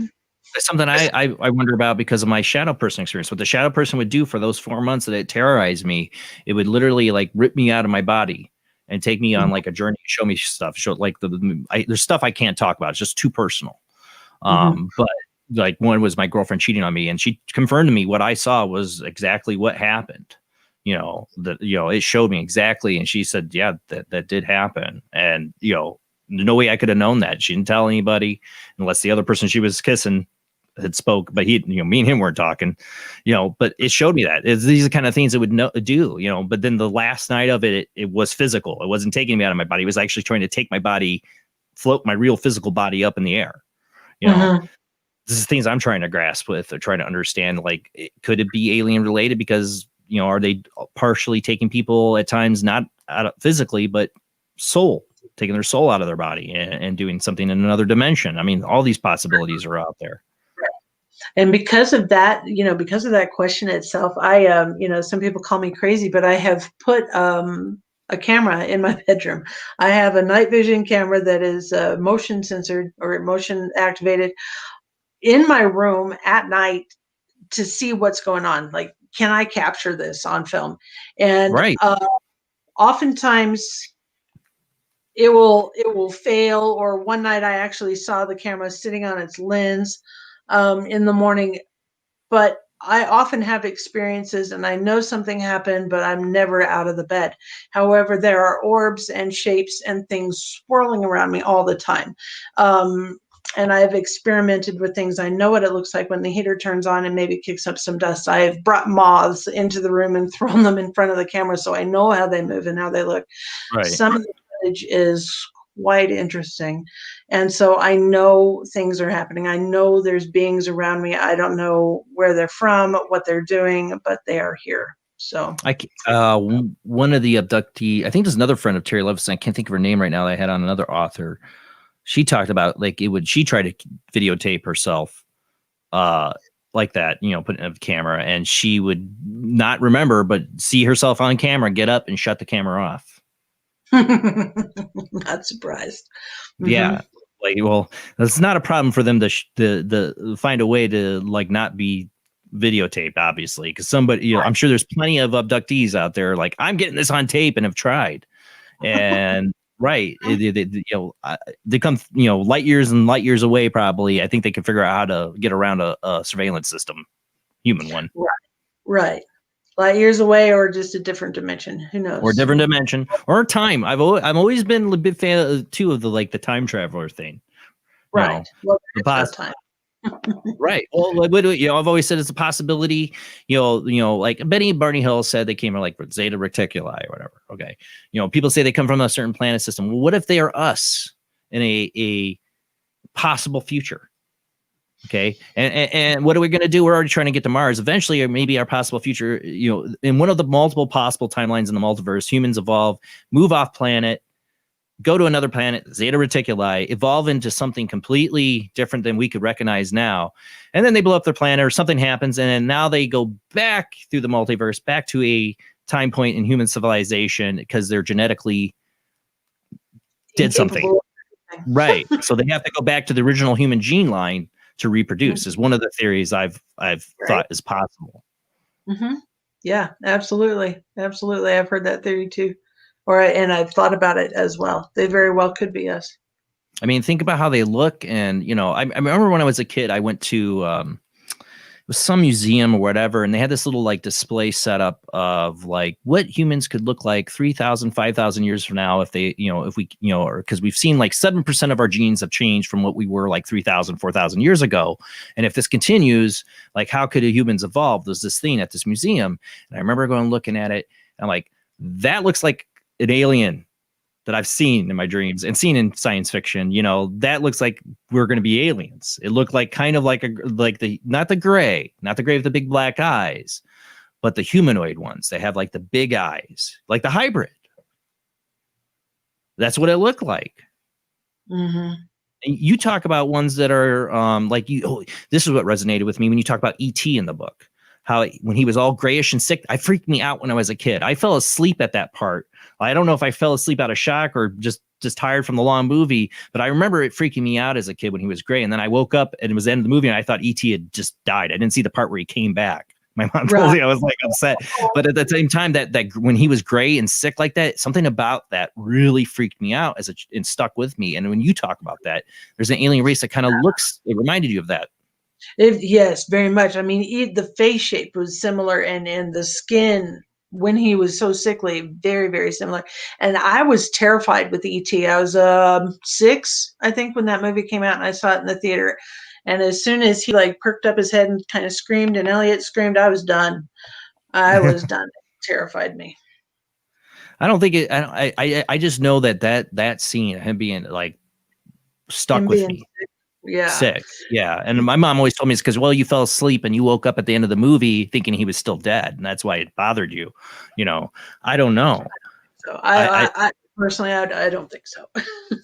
Yeah. Something about that did. And, you know, my one experience, I haven't fledged out to the audience that, you know, we're about ready to end. I had a camping trip experience where you talk about not being able to remember their faces. The one experience I wrote off for a long time is I had this dream when I was camping with a friend.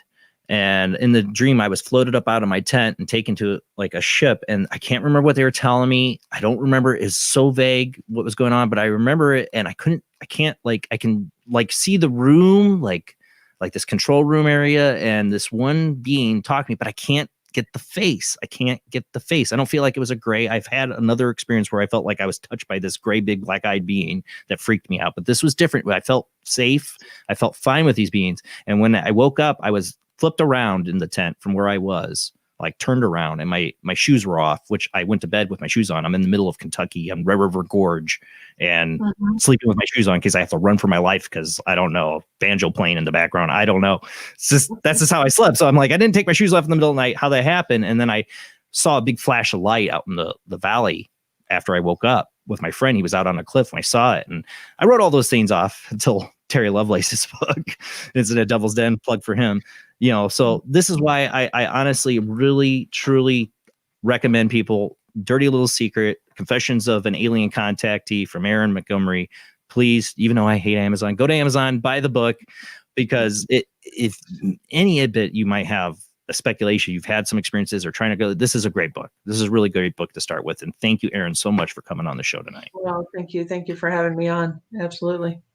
All right. Well, that's it for the show, guys. We will be back next Sunday with a returning guest, Joyce Isaacson, author of, you see in the commercial breaks, Wish You Were Here, a Rock Fantasy. We're going to try to help Joyce figure out what's been going on with her spirit, Tommy. We were supposed to have her on months ago. We had to reschedule. I'm sorry about that. But we are going to have her on next Sunday, hopefully. Joyce, I know you were in the chat room. Hopefully you're still good to come on next Sunday. Might do some spirit boxing. Try to see if we can communicate with the spirit that's been talking to Joyce. She's got questions, but definitely check out her book, Wish You Were Here, Rock Fantasy, before the show next week. You can get that too, I think, on Amazon. But that's it. Thank you, everybody, for watching the show. Thank you, Erin. You were a great guest. We definitely have to have you on again, especially when you come out with another book. I want you back on the show. I highly recommend it. All right, guys. Again, thanks to everybody who shares out the show. That's the biggest way you can help. Tell people about Paranormal Soup, a place you can all come, a forum where we're all open to discuss these experiences together with no judgments, and we can try to piece together the weirdness that is this world. And thanks to all the patrons that donate $2 a month. It does help pay the bills. You can go check us out on Patreon. Paranormal Soup, $2 a month does help pay the cost of this show. All right, guys. Have a great night. See you next Sunday.